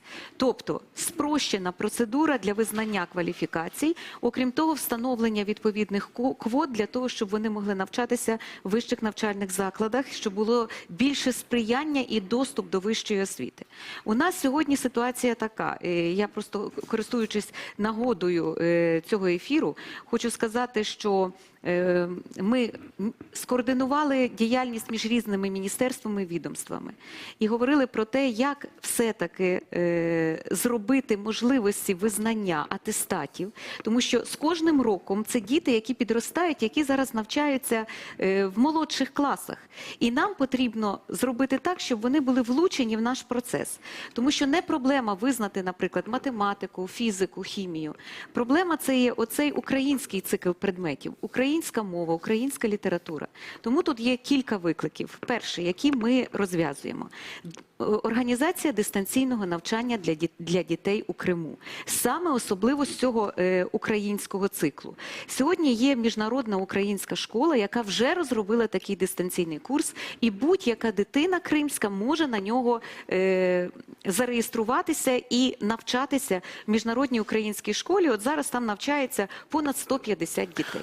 Але з точки зору найближчого часу, отже, зараз буде вступна кампанія. Отже, починаючи найближчим часом вступна кампанія. Пане Олеже, у вас є конкретні поради для тих людей, які закінчують зараз середні школи в Автономній Республіці Крим? Як їм подаватися, щоб потрапити до Києва, Львова, Вінниці, куди завгодно? Ми із задоволенням їх приймаємо. Я хочу сказати, що за досвідом 2015 року всі бажаючі кримчани мали можливість зареєструватися для проходження зовнішнього незалежного оцінювання, у тому числі пройти його в більш, скажімо, зручні для них терміни, враховуючи особливість їх ситуації. Потім вони вступали на підставі зовнішнього незалежного оцінювання до українських вищих навчальних закладів. І ті з них, хто не зуміли вступити на бюджет і вступили на контракт, вони звертались до Міністерства освіти і науки, і впродовж вересня, жовтня, листопада ми їх переводили на бюджетне навчання по всіх вищих навчальних закладах України. Тому те, що залежить від Міністерства освіти, те, що залежить від української держави, ми виконуємо.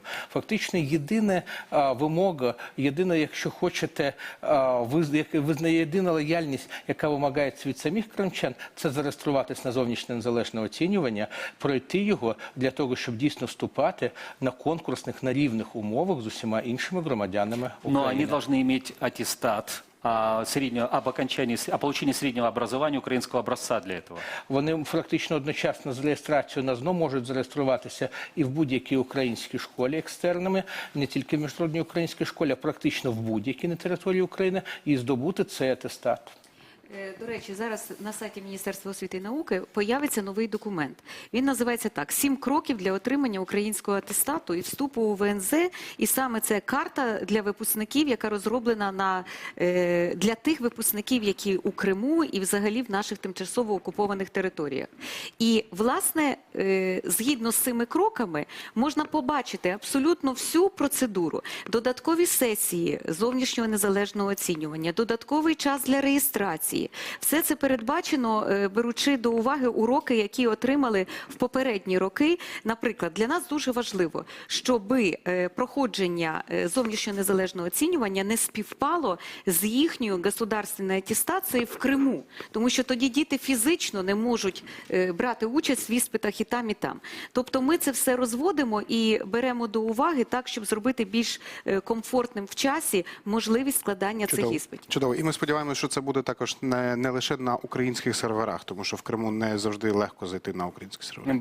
Вполне возможно, что будут блокироваться такие сервера. Я, кстати, хочу привлечь к нашему разговору с второй площадки студийной. Там есть у нас Тамила Ташева, Александр Лиев, Владимир Егоров, Алена Батракова. Это все крымчане. Коллеги, на ваш взгляд, что может сейчас сделать украинское государство для того, чтобы не потерять вот то поколение детей, которые уже фактически 2 года учатся по российской школьной программе, но это все граждане Украины? Доброго вечора ще раз. Я би хотіла приєднатися до слів пані Лілії і сказати, що я бачу, що ми зробили висновки з попередніх років.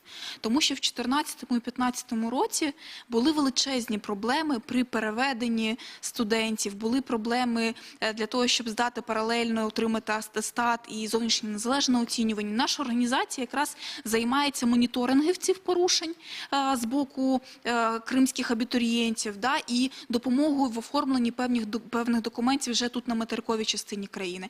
Ми бачили проблеми, коли студенти переводились в 2014 році, і деякі кейси ми вирішували насправді через прокуратуру Криму. І тому казати, що не було проблем в 2014-2015, мені видається, що це не дуже чесно було б. Тамила, а есть ли на сегодняшний день проблема для тех студентов, которые проучились год, 2, 3 в крымских вузах, а сейчас вдруг решили переводиться в Украину? Ну вот просто они растерялись, или не было материальной возможности перевестись в Украину. Насколько я знаю, на сегодняшний момент такие студенты не могут вот с того же курса дальше продолжить обучение в украинских вузах. Насправді так, одразу вони не можуть продовжити, окрім того, перевестися, якщо вони навчалися в Криму на бюджетній формі навчання, вони не можуть автоматично переводитись тут на бюджетну форму навчання. Тому є проблеми, але видно, що, я би хотіла все ж таки це відзначити, що Міністерство освіти і науки і комітет з освіти, вони зробили певні висновки, і я дуже сподіваюся, що вступна кампанія 2016 року, вона пройде зовсім по-іншому. Спасибо. Еще Александр Лиев, пожалуйста. Да, и то, что сейчас слышал от коллег про то, что планируют сделать, это действительно то, что нам нужно. Это то, что мы от вас ждем, от Министерства образования, от комитета профильного. Но хотелось бы, чтобы это уже было сделано, потому что сегодня уже 2 года оккупации Крыма, и на носу уже вступная кампания. У нас есть проблемы и с переводом, то, о чем говорил Александр. Действительно, наша правозащитная организация сталкивалась и помогала в переводе нескольким студентам. С одним из них это была огромнейшая проблема, там, где человек переводился в государственный вуз украинский и переводился не на бюджетную программу, он смог перевестись только на курс ниже. Вот, то есть ему тот год практически не засчитали. Дякую, Александр. Есть у нас проблема и с регистрацией новорожденных. То есть это будущих, нашего будущего. У нас есть целый ряд обращений по этому поводу. Мы помогаем, за руку буквально проводим. Я вам скажу так, надо любить Украину немыслимо. Так как мало кто ее любит из законотворцев, которые придумали такую процедуру, чтобы новорожденный в Крыму рожденный получил украинское свидетельство о рождении. Это нужно пройти достаточно серьезно. Вот давайте как раз об этом сейчас поговорим еще. Немного в сторону проблему образования. Вот человек только родился. Что это за сложная процедура? Сергей Петухов, пожалуйста. Да, как раз она сейчас изменена. Буквально вчера или позавчера вступил в силу новый закон, который упрощает эту процедуру. В чем проблема? Украина не признает ни одного документа, выданного нелегитимной властью в Крыму. Соответственно, следствием этого является то, что мы не признаем ни свидетельства о рождении, выданные там, ни медицинские справки. Таким образом, человек, который родился там, у него на руках крымские документы, но в Украине не все недействительные. И когда родители пытаются получать документы для их детей, автоматической процедуры нет. Есть судебная процедура, процедура установления факта рождения или смерти.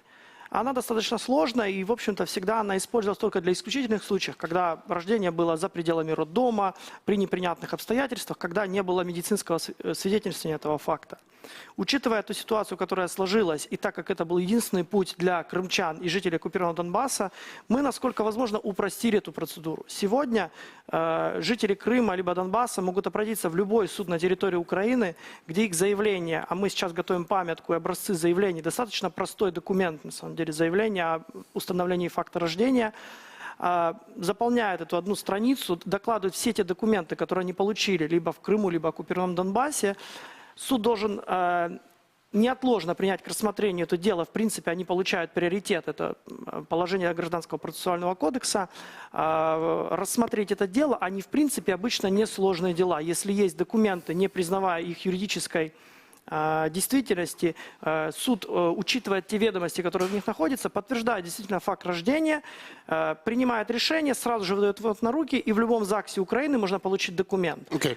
Дивіться, крім документів, що ще держава насправді може зробити? Я зараз звертаюся до пані Зарембої з Державної служби з питань АРК Крим.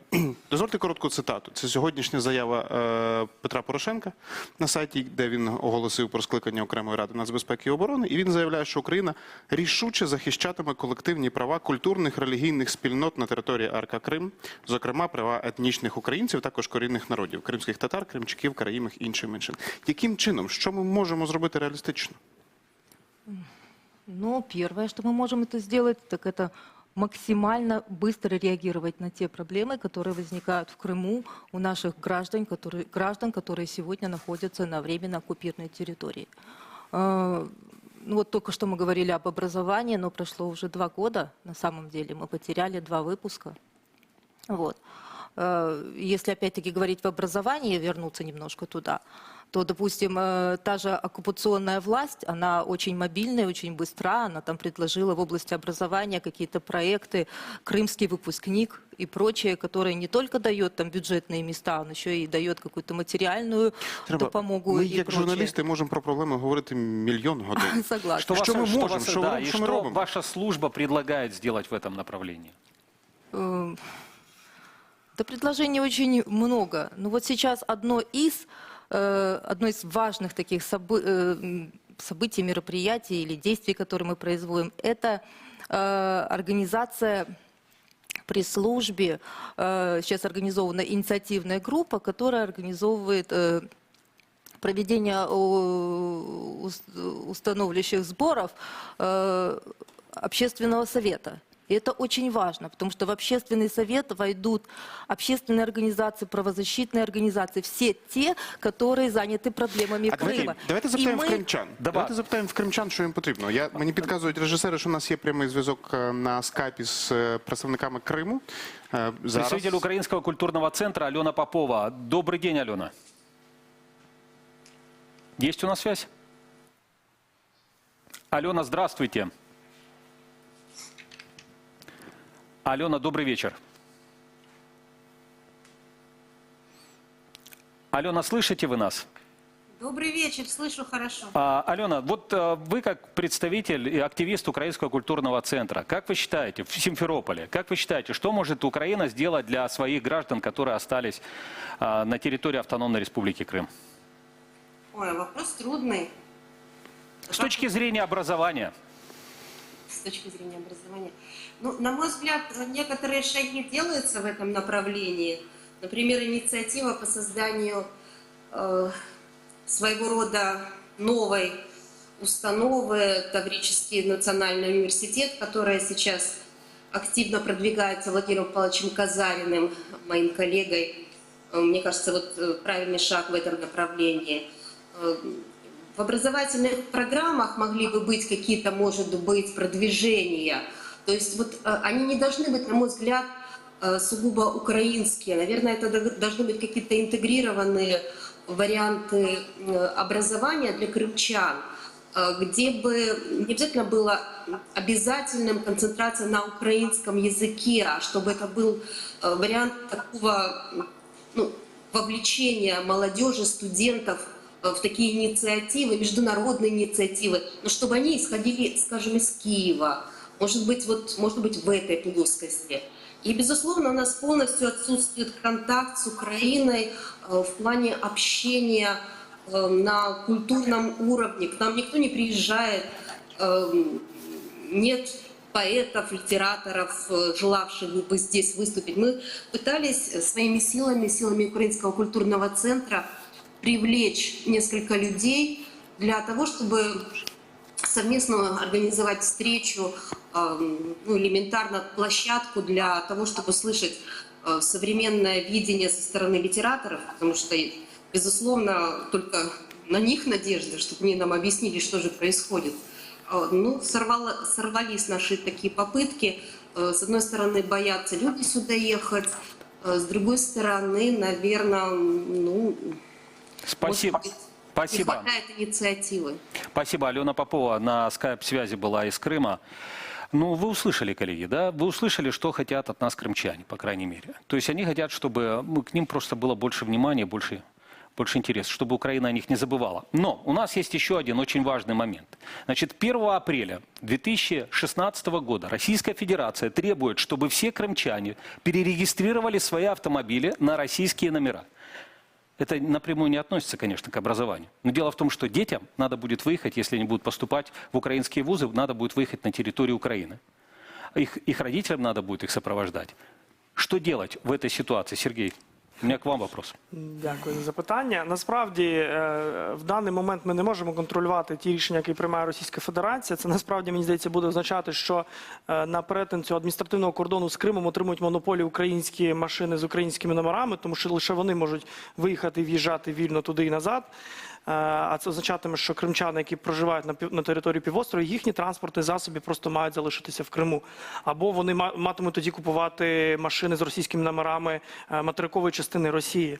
Тобто, звісно, що це не сприяє сполученню Кримського півострову з Україною.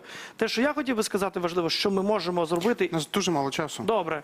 Важливо. Ми намагаємося зробити так, щоб в Криму була міжнародна присутність спостережних правозахисних моніторингових місій. Сьогодні в Криму немає жодної незалежної моніторингової місії. Когда они, кстати, могут появиться такие миссии? У нас в Україні є моніторингова місія справ з ООН, з нагляду за захистом прав людини. Вони навіть є в Донецьку. Вони можуть бути там, але не в Криму. Ми міністра закордонних справ, який тут буде. Але, пані Лілія, дуже коротке запитання, ми маємо переходити вже на перерву.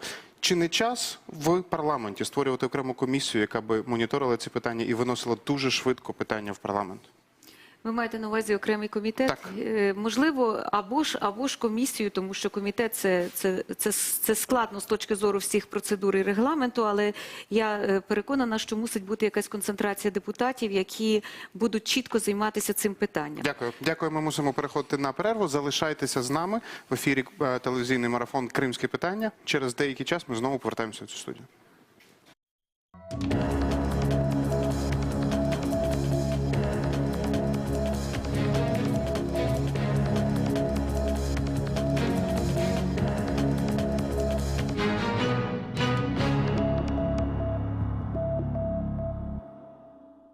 Тирану 32 года.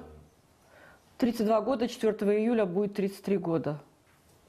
Ну, он вот у отца, они вот здесь на Бородина, у них рынок стройматериалов. Он там тоже с отцом был. Потом вот они вот этот вот, когда вот это вот стала Россия здесь, они вот этот Шеймарданов, Леонид Корж и он, они вот организовали вот этот украинский дом. Они снимали помещение, и там вот организовали, Тимур у них там был главный, как это самое, потому что он старший, да. И вот они вот втроем вот с этого украинского дома, все, первый Корж пропал, потом Шаймарданов, и через 4 дня, они как буквально через 4 дня каждый и пропал. Трое. Все вот люди, которые считали нужным, что они украинцы, детишек своих, в веночках, танцы, песни, как раз на Пасху это было. Яички красили, там конкурсы у них были. Вот это вот фотографии все есть, вот полностью отчет.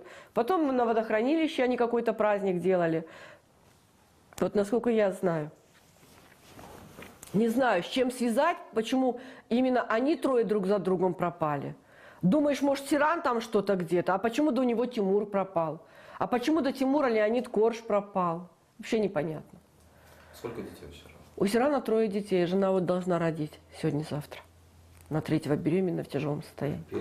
Да, это 2-й его брак. Ну и что? Это его дети, он не отказывается, это наши внуки, они приезжают, и жену его 2-ю любят, все нормально. У него дочери было 16 июня 12 лет, сыну будет 10 лет 7 августа, и вот сейчас должен родиться ребеночек. Сегодня-завтра она родит, но вы представьте, в каком она состоянии. Вы подавали заявление в полицию? Да, мы подавали заявление, мы сразу. Вот он 30-го пропал, 31-го мы в 6 часов полседьмого вечера, мы по месту жительства в Киевский район милиции пошли, дали заявление, как нам сказали, вот ваш участковый, давайте ему заявление. Мы в течение 3 дней не можем ничего предпринимать, но потом уже откроем там дело или что они там могут. После этого, как мы подали, его жена подала заявление, к нам приехала полиция, взяла его зубную щетку, взяла станок, понятую позвали, я соседку позвала, все это написали. Но дома ничего не искали, ничего не смотрели, чисто вот это вот взяли щетку и станок, и все. Он ушел в домашней одежде, сказал жене ненадолго. Я позвоню, будешь подогревать, я приду и поем. Потому что она кричала, ты не кушал целый день, покушай. Он говорит, я на 5 минут буквально. Вот я сейчас вот сюда и обратно. Здесь для него это не расстояние для нас, наш поселок. Ушел и не вернулся. Позвонил жене, что встретился, идет назад, чтобы она подогревала кушать.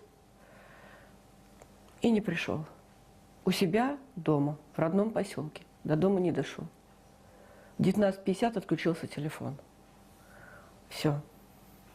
Ну вот Ибраиму говорила, вот брат был депутат его до этого, какая-то женщина говорила, но она сейчас на связь вообще не выходит, что они видели какую-то вот там под Абрикосиной какая-то бордовый лана стоял с транзитными номерами.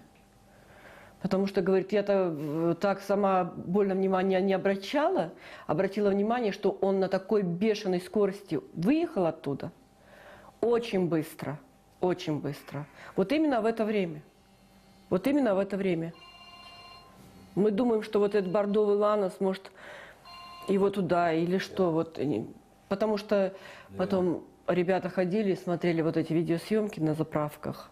И ребята ходили наши уже, и братья его, и друзья его. За 4 минуты, говорит, доехал этот ланос до вот заправки Лукойл, вот где лили до Загородного. Очень быстро. Он, говорит, на бешеной скорости ехал. Ну, если предположительно его везли или... Ну так-то, чтобы вот очевидцы были, что его затолкали в эту... Его невозможно затолкать. Он 1,80 м роста и 100 килограмм. Его так просто не затолкаешь. Он здоровый, спортивный парень. Или он сам сел туда, ничего не знаем. Ничего не знаем. Но думаем, что все-таки вот на этой машине. Мы так думаем.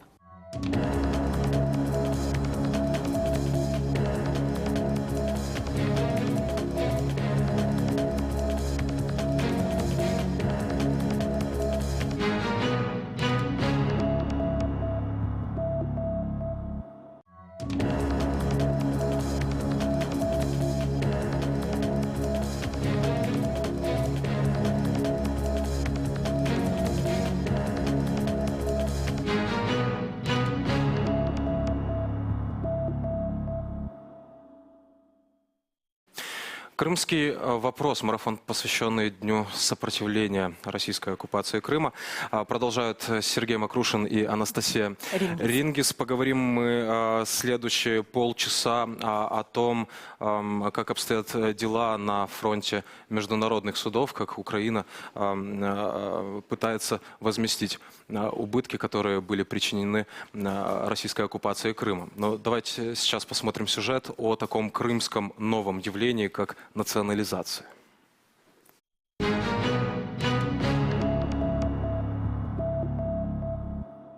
З початком російської окупації Криму Урядом Сергія Аксьонова було розпочато процес націоналізації активів, що належать державі Україна або її громадянам чи юридичним особам. 130 туристичних об'єктів, підприємства від нафтогазової до харчової промисловості, аграрні підприємства, майно операторів зв'язку, банки та інше. За даними Forbes, загалом націоналізовано близько 480 об'єктів. За даними інших ЗМІ, кількість таких об'єктів може дорівнювати 4 тисячам. Націоналізація проходила в Криму за дуже простою схемою.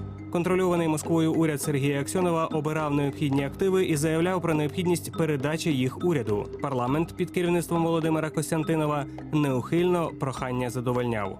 Была обнаружена вредоносная программа, которая должна была 11.02, то есть сегодня отключить полностью базу данных, ну и практически оставить Крым без связи.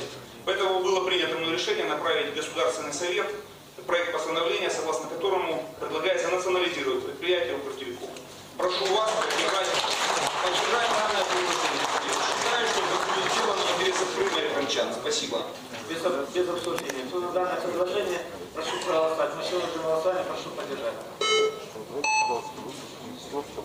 За 65. В той же день на об'єкти заходила так звана Кримська самооборона та тимчасова адміністрація. Від цього моменту власники майна вже не мали змоги ним розпоряджатися. Збитки, яких було завдано в Криму, власники активів вже намагаються покрити в міжнародних судах. На кінець 2015 року тільки держава Україна сформувала позовні вимоги на 1,2 трильйона гривень. Спрямовують свої окремі позови також державні та приватні підприємства. Наприклад, НАК «Нафтогаз», що втратила контроль за Чорноморнафтогазом, оцінює свої збитки у $700 мільйонів і вимагає компенсації у Стокгольмському арбітражному суді. В тому ж суді Ощадбанк вимагає компенсації за 7 відділень, втрачених на півострові. Також 25 лютого стало відомо, що суд в Гаазі прийняв черговий позов від українського олігарха Ігоря Коломойського на $15 мільйонів за націоналізацію аеропорту Бельбек.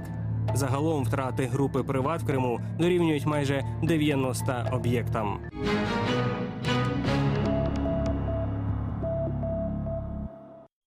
Доброго вечора, доброї ночі. Ще раз це «Кримські питання». Марафон продовжуємо в нашій студії. Сьогодні зараз будемо говорити про повернення майна, яке ми втратили, або компенсація. У нас в студії зараз Олексій Каліна, перший заступник прокурора Автономної Республіки Крим. Доброго вечора. Є Герцадзе, заступник міністра юстиції України, та Богдан Єременко. Доброго вечора. Добрий вечір. Ярослав Теклюк, директор з правових питань компанії «Нафтогаз України». На нашій другій студії присутній Роман Мартиновський, юрист, Мила Ташева, координатор проєкту «Кримсос» Сергій Мокринюк, координатор руху «Євромайдан Крим». Перше питання хотілося б задати, адресувати Олексію Калині. Взагалі, які дані, скільки Україна втратила з анексією? Кажуть, від 37 мільйонів до 50 мільярдів доларів США. Є якась оцінка? Да, действительно, это так.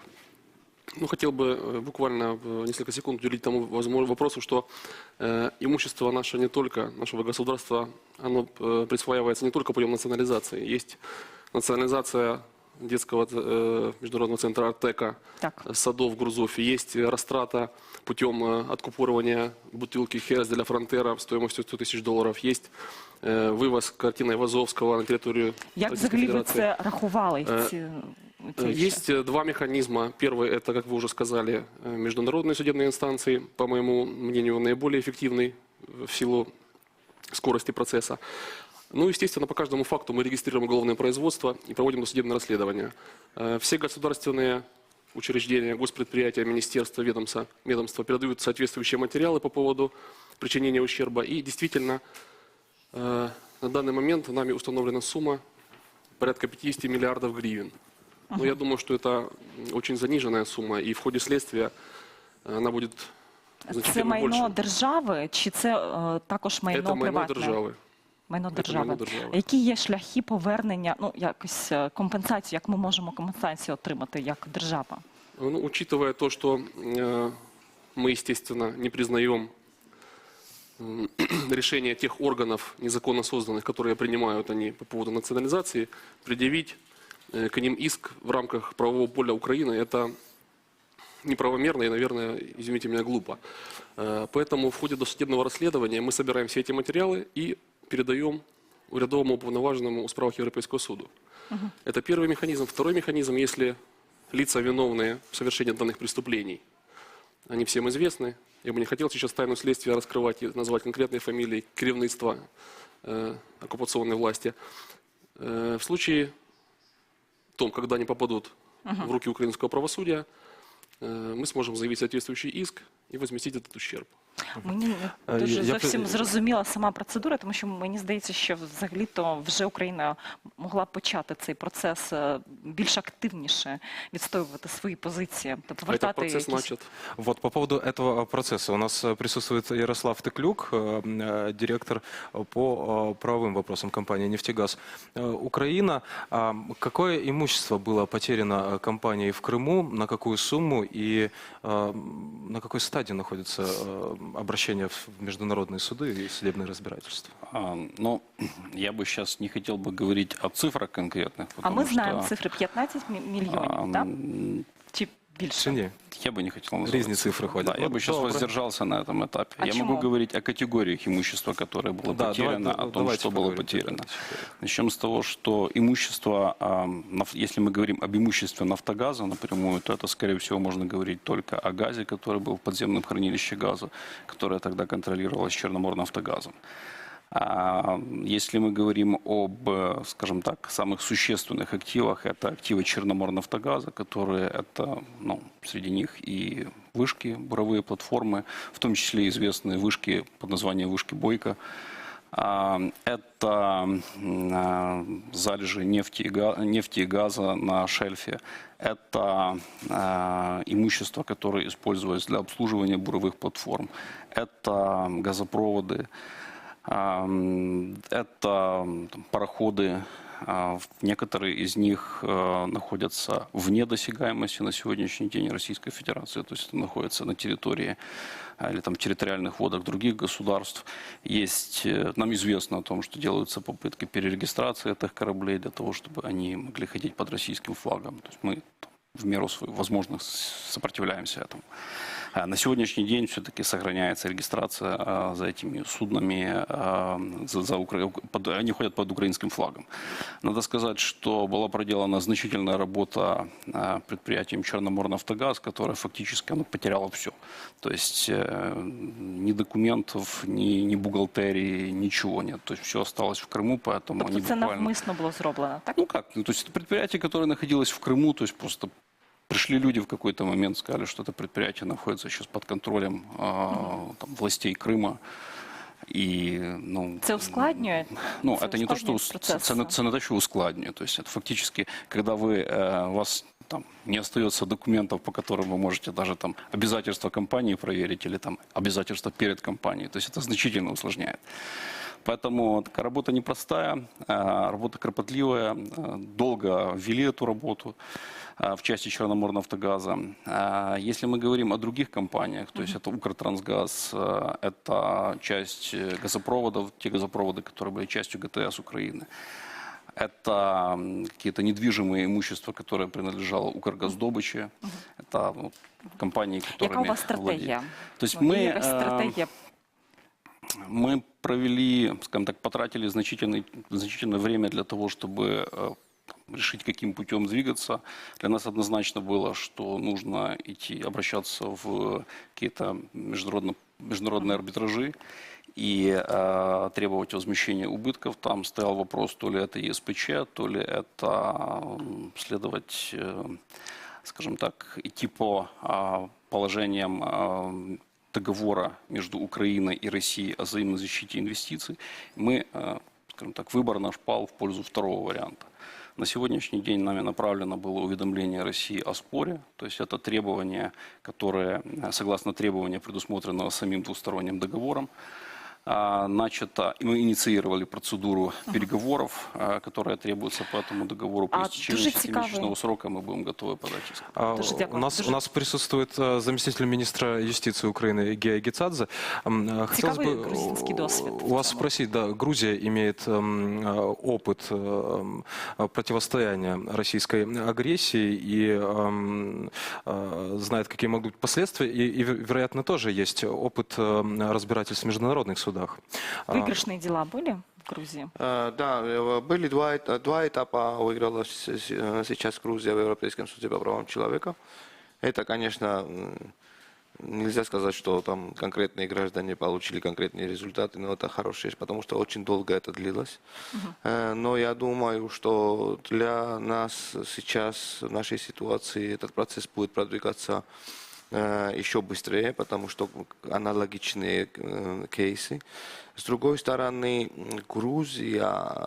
насчет Грузии уже Международный уголовный суд, прокурор Международного уголовного суда посчитал нужным обратиться в суд, и они открыли расследование, и в то время Россия отказала сотрудничать, и это тоже хорошо, потому что они не хотят предоставлять доказательства. Но, с другой стороны, у нас сейчас больше, чем 4000 предприятий, у которых иски в Европейском суде по правам человека. Вот вы, например, частные компании сами выбирают свою тактику, как будут обращаться. Мы, Минюст, все будем помогать и консультировать, и давать разные практики, не только международных арбитражей, но и разных стран. Например, можно спросить, на уровне государства Грузия и суд, позыв против государства Россия, на этом уровне были какие-то иски? Получили вы какие-то компенсации? Нет, фактических компенсаций не было. Насколько это возможно? Это, такой вопрос. Российская Федерация может проиграть в суде, но заплатить компенсацию – это их воля. Если они не будут платить компенсацию, весь мир цивилизованный еще раз увидит, что они не признают судебные решения. Они побоялись, поменяли свое законодательство в последнее время, и там написали, что да, если Конституционный суд будет утверждать решение Европейского суда по правам человека, тогда мы признаем. Я думаю так, что через 2, 3 или 4 месяца мы не должны врать нашим гражданам, что они получат по компенсации, потому что эти суды, у них процедуры долгосрочные. Но каждый наш шаг вперед, каждый результат еще раз доказывает всему миру, что государство Российская Федерация есть оккупант. Это мы должны доказать обязательно, чтобы потом в будущем Российскую Федерацию признали как фактически осуществляющего контроль на оккупированной территории. Там не существует властей Крыма. И в Грузии тоже не существует властей Абхазии. Это временно оккупированные территории Российской Федерации, а по международному праву государство, которое фактически контролирует территорию, оно и отвечает за это. Поэтому я бы обратился ко всем и иностранцам, и гражданам России, и другим гражданам, которые интересуются инвестировать или покупать какие-то дома или нерухомость или в Крыму, или в Абхазии. Воздержитесь от этого, потому что все эти сделки будут признаны недействительными. Я хочу попросить передать слово нашей второй площадке. Роман Мартыновский, юрист. Роман, расскажите нам о том, что происходит с имуществом физических лиц в Крыму. Можно ли как-то там обезопасить свою собственность от посягательств? И что делать, если собственность отняли? Добрый вечер. Да, действительно, мы наблюдаем за последние почти уже 2 года, что граждане страдают не меньше, чем наше государство пострадало от действий, которые совершены были Российской Федерацией на территории Крыма. И я хочу сказать, что на самом деле, если у государства есть достаточно много рычагов воздействия и достаточное количество механизмов для того, чтобы задействовать для защиты своей собственности, то у граждан, по сути, можно говорить, есть единственный механизм – это возможность обращения в Европейский суд по правам человека. С нашей точки зрения, основные нарушения, они происходят ежедневно, происходят в том, что граждане лишаются своей собственности, так и ограничиваются в использовании. Что касается лишения, самые яркие примеры – это примеры, связанные с предприятиями с частной формой собственности, которые не смогли пройти перерегистрацию по российскому законодательству, и имущество этих юридических лиц было национализировано и продолжает национализироваться. Дальше речь идет об умышленном уничтожении имущества. Это снос дома по улице Капитанской в городе Севастополе. Это снос рынка по улице Козлова в городе Симферополе. Это такие достаточно масштабные примеры уничтожения имущества. Имеет место также уничтожение имущества, которое было признано оккупационными властями самовольными строениями. И здесь тоже возникают вопросы, и есть примеры из практики Европейского суда по правам человека, когда такое имущество подлежит защите, и граждане могут обращаться в Европейский суд за защитой нарушенного права. Да, это не так легко делать тем гражданам, которые продолжают оставаться в Крыму, потому что существуют проблемы и коммуникации с Европейским судом, но для этого существуют такие организации, как наша, как другие организации, которые активно занимаются вопросами защиты наших граждан и их прав в Крыму. И я хочу сказать, что мы, конечно, говорим и много будем говорить и продолжаем говорить о том, что Россия активно вмешивается в право собственности, но есть и проблемы, связанные с тем, что в определенной степени граждане наши, особенно внутренне перемещенные лица, также страдают от того, что и Украина, к сожалению, допускает неправомерное вмешательство и в право собственности наших граждан. Но я думаю, об этом мы поговорим немного позже. Вот. А сейчас я хочу сказать, что помимо уже того механизма, который я назвал, есть еще один механизм. Речь идет о Международном уголовном суде. И я хочу сказать, что такие действия, которые связаны с масштабным уничтожением имущества, это два примера, которые я привел, они подпадают под действие 8 статьи Римского статута и могут быть признаны даже военным преступлением. Пане Романе, дуже вам дякуємо. Пане Богдане, слухайте, ви ж одних з перших заснували волонтерську організацію, благодійний фонд «Майдан закордонних справ». І ви одні з перших, хто почав консультувати наших громадян, які поверталися в Україну з окупованого Криму. Скажіть, будь ласка, всі ці позови в ЄСПЧ, наскільки це дієвий механізм? Наскільки багато громадян вже вони подали ці позови? Насправді ми не є благодійною організацією в сенсі роботи по допомозі громадянам, які подаються з позовами. Хоча ми робили роботу, ми організовували семінари, які пояснювали механізми, процедури, які можливості є у людей. До речі, в цьому плані абсолютно, це не типово для громадянського суспільства, але можна похвалити і Офіс урядового уповноваженого з питань Європейського суду з прав людини. Тут робиться, вже дещо робиться, і громадяни, які цікавляться практикою, можуть знайти інформацію, як їм робити. Ми, як організація, яка більше займається аналітичним супроводом ситуації в Криму, говоримо, власне, дивимося з політичний аспект цієї справи.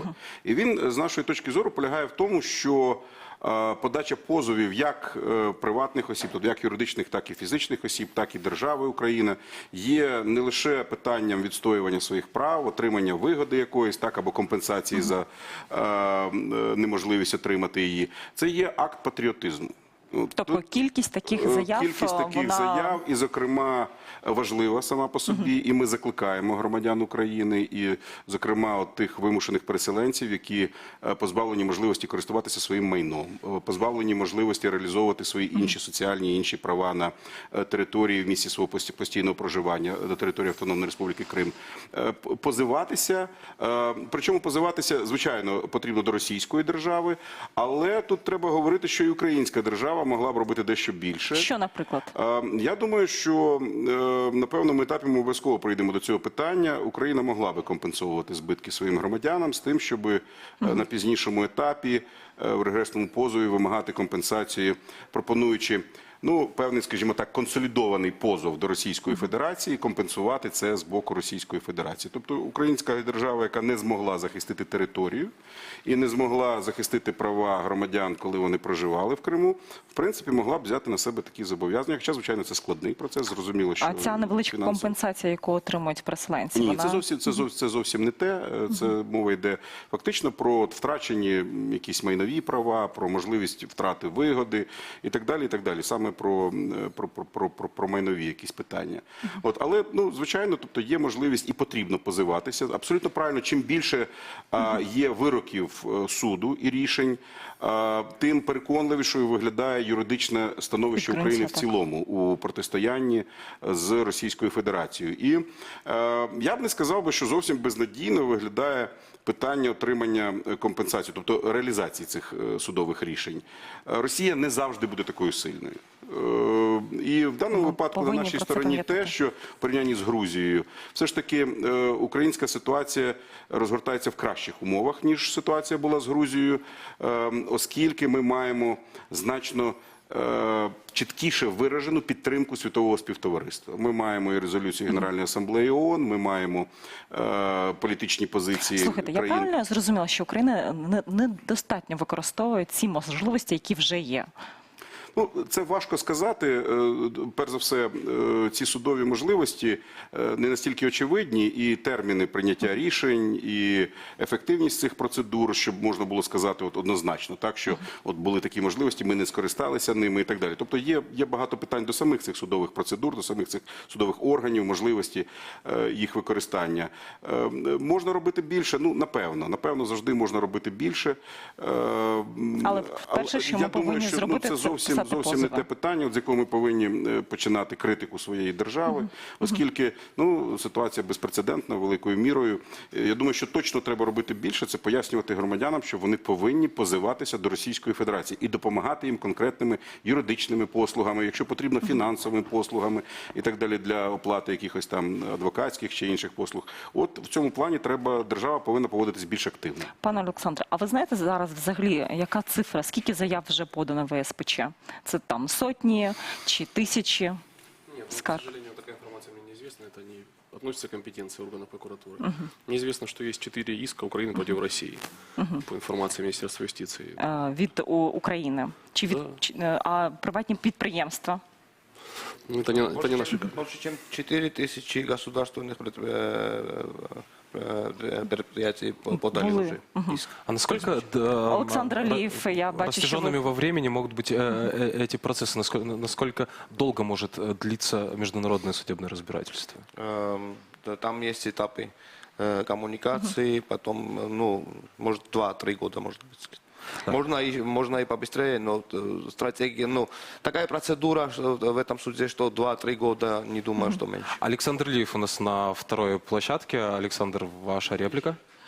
Да, я советник министра аграрной политики и продовольствия Украины. И, кстати, кроме того, что там есть имущество министерства, имущество подведомственных предприятий, это больше 100 предприятий нашей сферы, которые сейчас захвачены.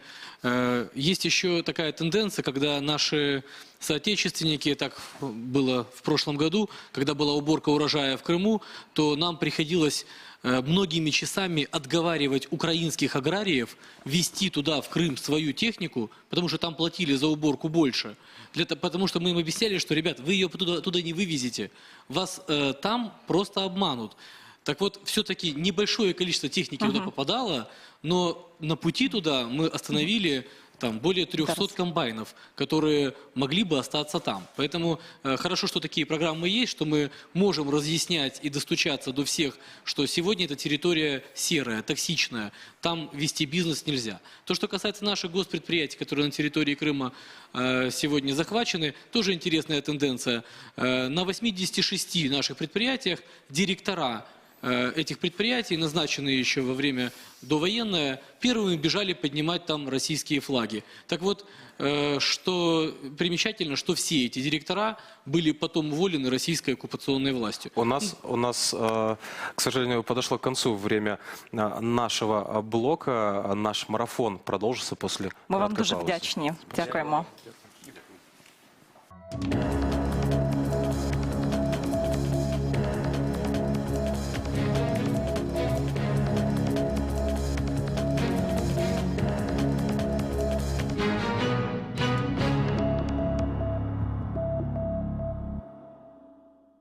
Це не питання внутрішньоукраїнське і навіть не питання українсько-російське.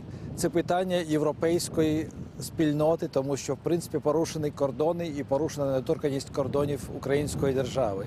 Зараз відбувається трагедія на наших очах. Зараз арештовують і обшукують будинки кримських татар, спалюють їх магазини. Мова йде навіть не тільки про кримських татар, тому що залишилось дуже багато і інших, і російськомовних, і україномовних патріотів України в Криму, які мовчать, які бояться, які бачать і записують свої щоденники, що відбуваються, і якось придають нам записки про те, що зараз збільшилась кількість людей, збільшилась, які хочуть повернення до нормального, до легального, до цивільного стану речей, до українського Криму.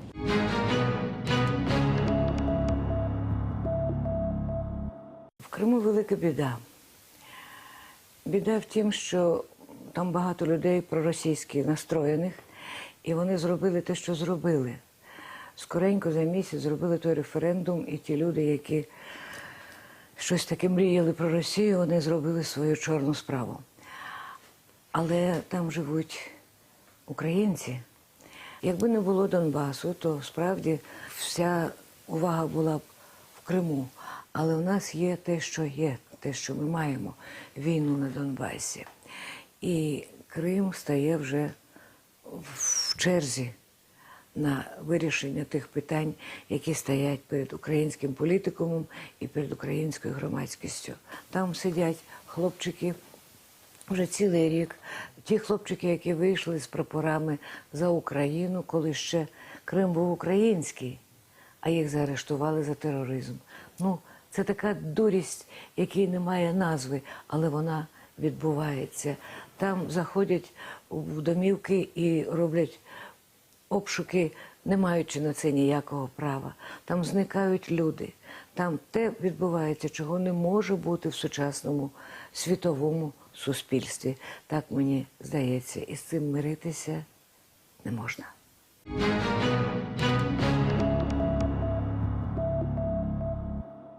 Була в мене років 7 тому в Москві одна передача, це називається «Музичний рінг». І все відбувалося добродушно, по-братськи, нібито все було шоколадно. Тоді ми ще були друзі і брати українці. Але Михаїл Боярський, він там щось коментував, він в журі був. І щось там жартома каже: ну, ви, українці, молодці, гарно співаєте, коли ви віддасте Крим? Михайло Боярський. От, і ну, я щось там сильно навіть не влазив в цю тему, просто було зрозуміло, що це все ґрунтується і готується, що на рівні свідомості росіян це вже було очевидно, що Крим вже їх. Давно було зрозуміло, що у нас наші якби стосунки з росіянами були несиметричні. В них абсолютно, і так і лишається, відчуття, що ми єдиний народ. Це будь-які росіяни, навіть прогресивні, вони вважають нас одним народом. Тобто ця міфологема в них, вона дуже якби закладена, підшита в їхню підкірку. Але ми себе не відчуваємо з росіянами єдиним народом. В цьому є асиметричність. У нас дуже сильна громадська думка, дуже сильна висока соціальна активність і абсолютно майже недієздатна держава. І все. Люди розуміють, що треба Крим повернути, те, що вкрав, треба схопити за руку і повернути. Але для цього потрібні органи. Тих органів, які схоплять за руку крадія і повернуть назад, їх немає. Якщо в тебе щось вкрали, як у нас відбувається, там, ну, чи було там раніше, ти звертаєшся до міліції, вони до тебе приходять і кажуть: ти краще напиши заяву, що ти не маєш претензій, нам треба справу закрити. У нас точно така ситуація зараз.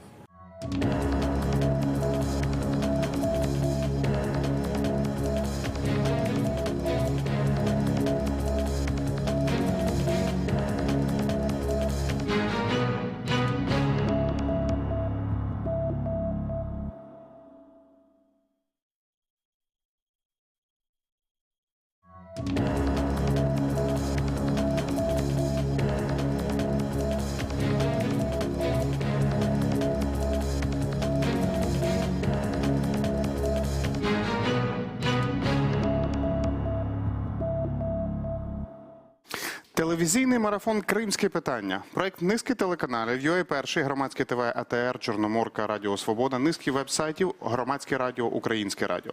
Протягом 4 годин ми обговорюємо кримське питання. Що відбулося, які уроки ми можемо з цього винести.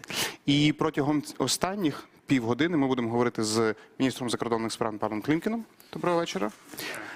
І також з Олівером Лоуде, віце-президент постійного форуму ООН по вопросах корінних народів. З ним будемо говорити російською мовою, оскільки йому так більш комфортно.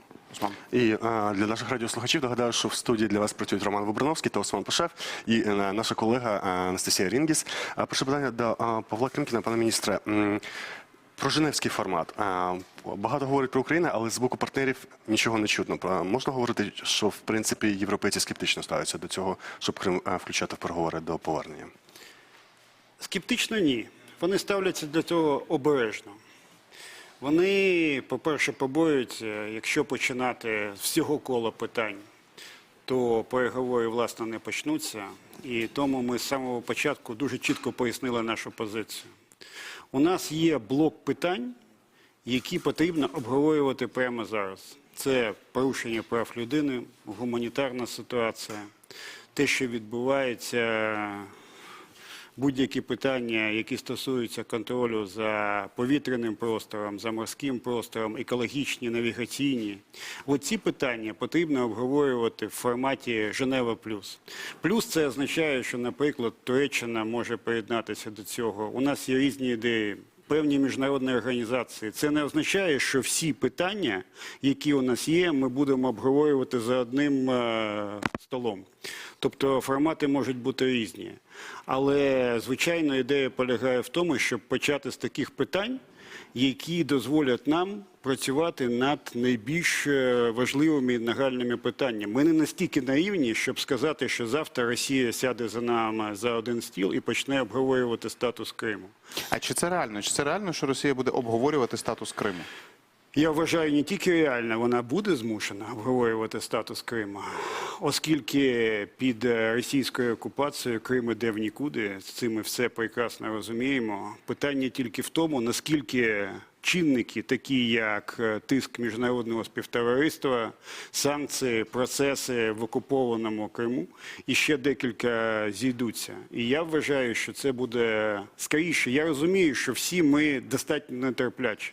От нам би хотілося, щоб переговори почалися умовно там завтра, а післязавтра у нас був перший результат. Але з такими питаннями, як Крим, так не буде, і це потрібно чесно сказати. Оливер, можно вам этот же вопрос? Что может заставить Россию сесть за стол переговоров по Крыму? Или кто может заставить Россию? Я не политик. Я занимаюсь вопросами коренных народов в качестве члена постоянного форума ООН по вопросам коренных народов и как общественный активист. Я не знаю о намерениях России, но я думаю, очень важно сейчас для Украины это помогать и поддерживать крымских татаров в легитимизации и укреплении их статуса как коренного народа Крыма и Украины. В начале февраля Европейский парламент принял очень важную резолюцию по вопросам прав человека Крыма и в том числе крымских татаров, где крымские татары были признаны как коренной народ. Это уже большой шаг к глобальному консенсусу по этому вопросу, но этот путь еще нужно до конца, как сказать. Что за этим может следовать? Ну, признали коренной Какие народ. дополнительные Это права? дает какой-то инструментарий на уровне ООН, не знаю, европейских структур. Что это дает? Это признание резолюции? Ну, это дает, да, дополнительное, во-первых, это дает для крымских татаров право на самоопределение. Это дает крымским татарам коллективные права. И не только право на самоопределение, но очень, очень разные. Те, которые вписаны в... Господин Лоуде, я чуть-чуть сфокусирую вопрос, если можно. Потому что 4 часа в этой студии мы проговаривали достаточно большое количество проблем, в том числе с правами человека, в том числе с возможностью для самоопределения. Это не просто слова, это невозможность вынести желто-синий прапор. В том числе наша коллега, которая не смогла попасть в оккупированный Крым. Каким образом, есть ли механизмы, реальные механизмы, которые могут показать людям, которые там живут, что помощь может быть?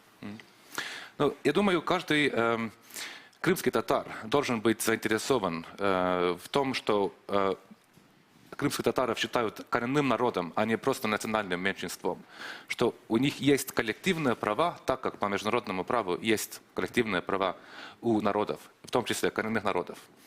Если Украина дает крымскому татарскому народу перспективу жить как коренной народ Крыма в составе Украины со всеми правами коренных народов, как это написано в Декларации ООН по правам коренных народов, и зная, что Европейский Союз признает крымских татаров как коренного народа, а в принципе почти все европейские государства, члены Европейского Союза, поддерживают Декларацию ООН по вопросам коренных народов, это значит, что и украинская, и европейская перспектива для крымско-татарского народа намного интереснее, намного, скажем, перспективная, чем Спасибо. Господин министр, реплики и пана министра, и в Насти.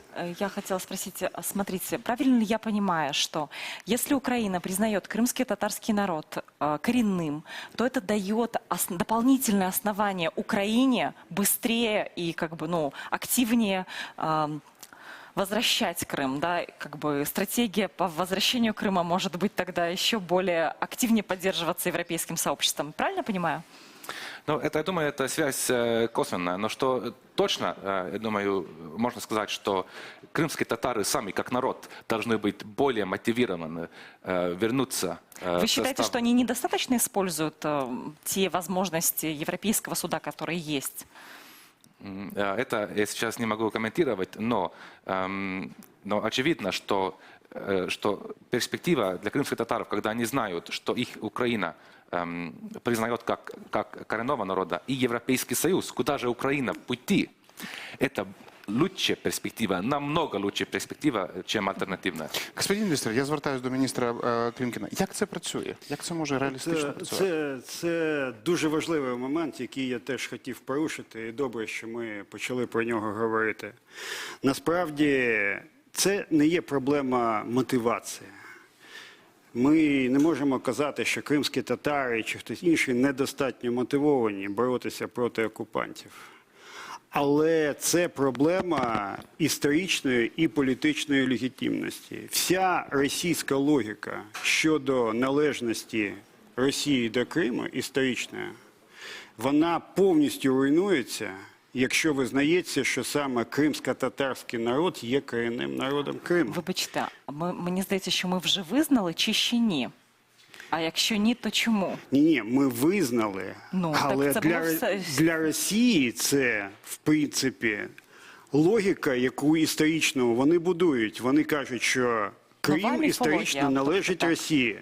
Я пам'ятаю, як ми з Рифатом Чубаровим їздили якраз на форум в Нью-Йорк корінних народів. Чому була логіка вставити? І справа не тільки в європейському співтоваристві. Справа в тому, що ми отримуємо підтримку міжнародного співтовариства і розбиваємо в цю російську логіку. Оскільки в російській логіці Крим – це невід'ємна частина російської історії. Воно так не є, воно так об'єктивно не є навіть. І історична, і інша логіка російська, вона не має під собою змісту. І це один аспект. Другий аспект пов'язаний з тим, що це не мотивація, може це момент додаткової мотивації, це перспектива для всього кримсько-татарського народу в майбутньому. В тому, як міняється із цією геополітикою світ, але це перспектива щодо своєї землі. Знаєте, і це теж важливий момент. Зараз про що я думаю? У нас в Конституції вже написано про те, що Україна зобов'язана захищати корінні народи держави, так? В нас це ж написано в Конституції. Безумовно. Тобто кримські татари зараз можуть подати позов проти держави України, тому що сказати, що ми їх захистили, я вважаю, що ми не можемо цього казати. Це навряд чи допоможе нам повертати Крим. Але знаєш, я вважаю, що це прискорить якийсь процес. А в чому логіка такого? Мені здається, що зараз взагалі кримське питання, воно якось відійшло. Тобто ми тут говоримо про мотивацію кримських татар. Я вважаю, що навпаки, те, що відбувається зараз, з тією ж резолюцією Європейського парламенту, над якою ми дуже довго працювали з депутатами, з тим, що врешті-решт нам вдалося, хоча і в дуже обмеженому форматі, після домовленості з Генсеком Ради Європи, почати хоч якийсь елемент моніторингу прав людини і тиснути далі. Те, що ми зараз розмовляємо на різних майданчиках, от 1 числа я буду в Раді прав людини в Женеві про це розмовляти. Я вважаю, що навпаки нам вдалося цього року повернути тему Криму з різними аспектами, звичайно, на міжнародний порядок денний. Оскільки минулого року не те, щоб вона була неважлива, але події на Донбасі, вони просто з точки зору пріоритетності переважали. Зараз цей... Ну, це неправильно називати це балансом, але тим не менше, з точки зору важливості, це існує. Я звернув увагу на те, з чого ви починали. Коли ви говорили про час, про зміну очікувань, якого результату ми хочемо досягти, і скільки часу цього потрібно. Давайте подивимось короткий історичний сюжет. Скільки часу потребувалося і потребується різним країнам, щоб повернути свої землі? Будь ласка.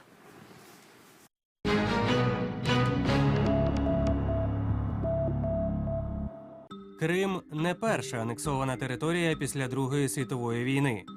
У 1974-му Туреччина ввела війська на острів, і з того часу на половині острова з'явилася невизнана республіка Північний Кіпр. Цю країну визнає лише Анкара, яка розмістила в ній свій армійський корпус. Ані заклики міжнародної спільноти, ані позиція ООН не змогли змусити Туреччину змінити свою позицію. Сьогодні про окупацію Кіпру давно забули. На часі в регіоні тепер Сирія, криза з мігрантами та навіть вступ Туреччини до ЄС. Окупантом з точки зору міжнародної спільноти була Росія, яка ввела так званих миротворців до Абхазії та Осетії. Світ засудив Москву. Сполучені Штати Америки рішуче заявили про підтримку свого партнера Грузії в спробах відновити суверенітет. Варто згадати спільну прес-конференцію Саакашвілі та Кондолізи Райс в Тбілісі. Але з плином часу про так звані республіки, вкрадені в грузинів, забули, бо стріляти там перестали. Вже наступного року Сполучені Штати надіслали в Москву нового держсекретаря з кнопкою, яка мала символізувати перезавантаження стосунків двох держав. На кнопці була помилка. Замість «перезагрузка» американці написали «перегрузка». Так і сталося. Відносини між колишніми наддержавами зіпсувалися знову. Але найбільше від таких геополітичних суперечок завжди страждали люди, які живуть в невизнаних республіках. Їх використовують для того, щоб показати силу, але майбутнього їх не розуміє ніхто.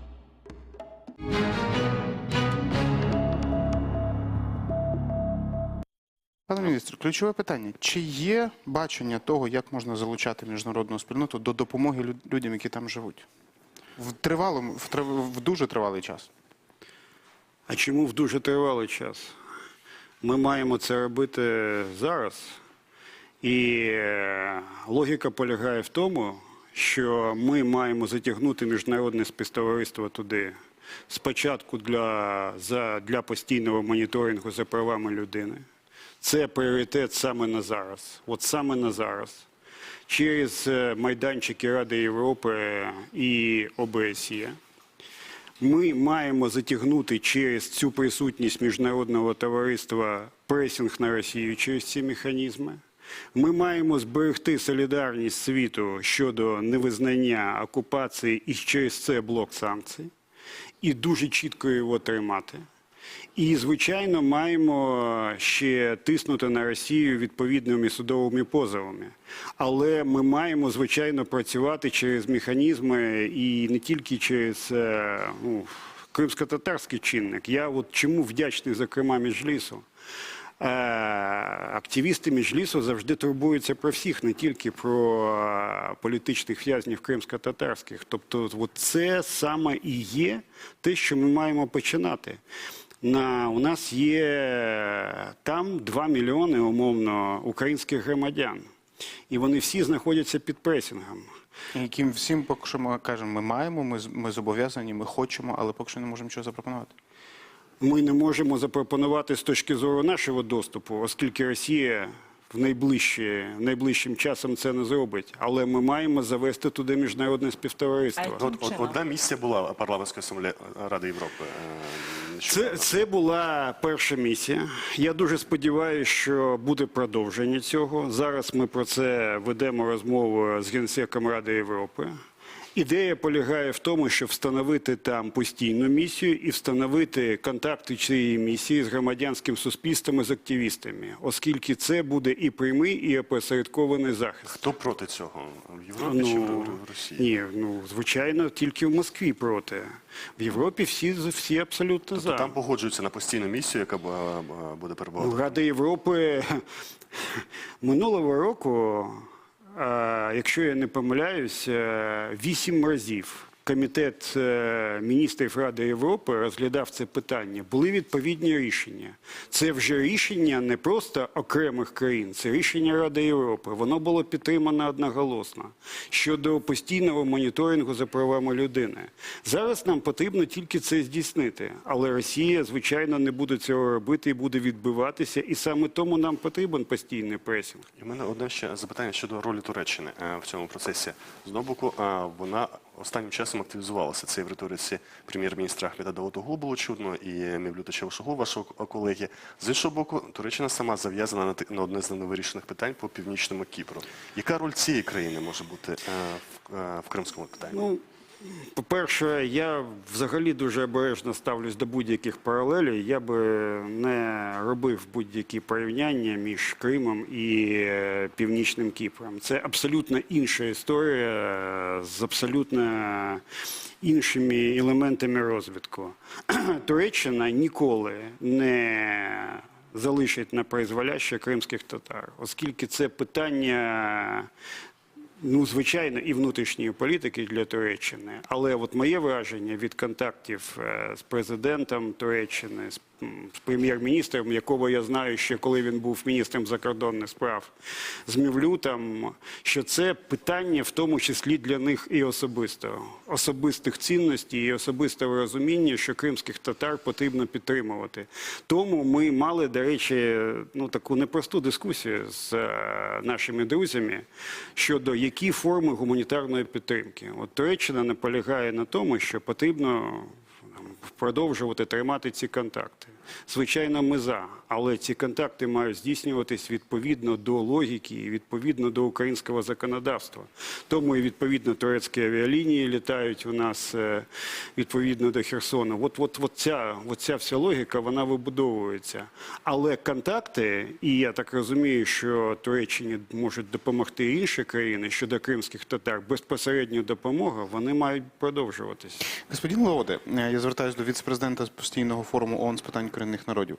Есть ли возможность, что еще в этом году заработает какая-то миссия в Крыму, международная миссия в Крыму, которая будет заниматься мониторингом, которая сможет хоть каким-то образом сделать жизнь людей там легче? Как вы думаете?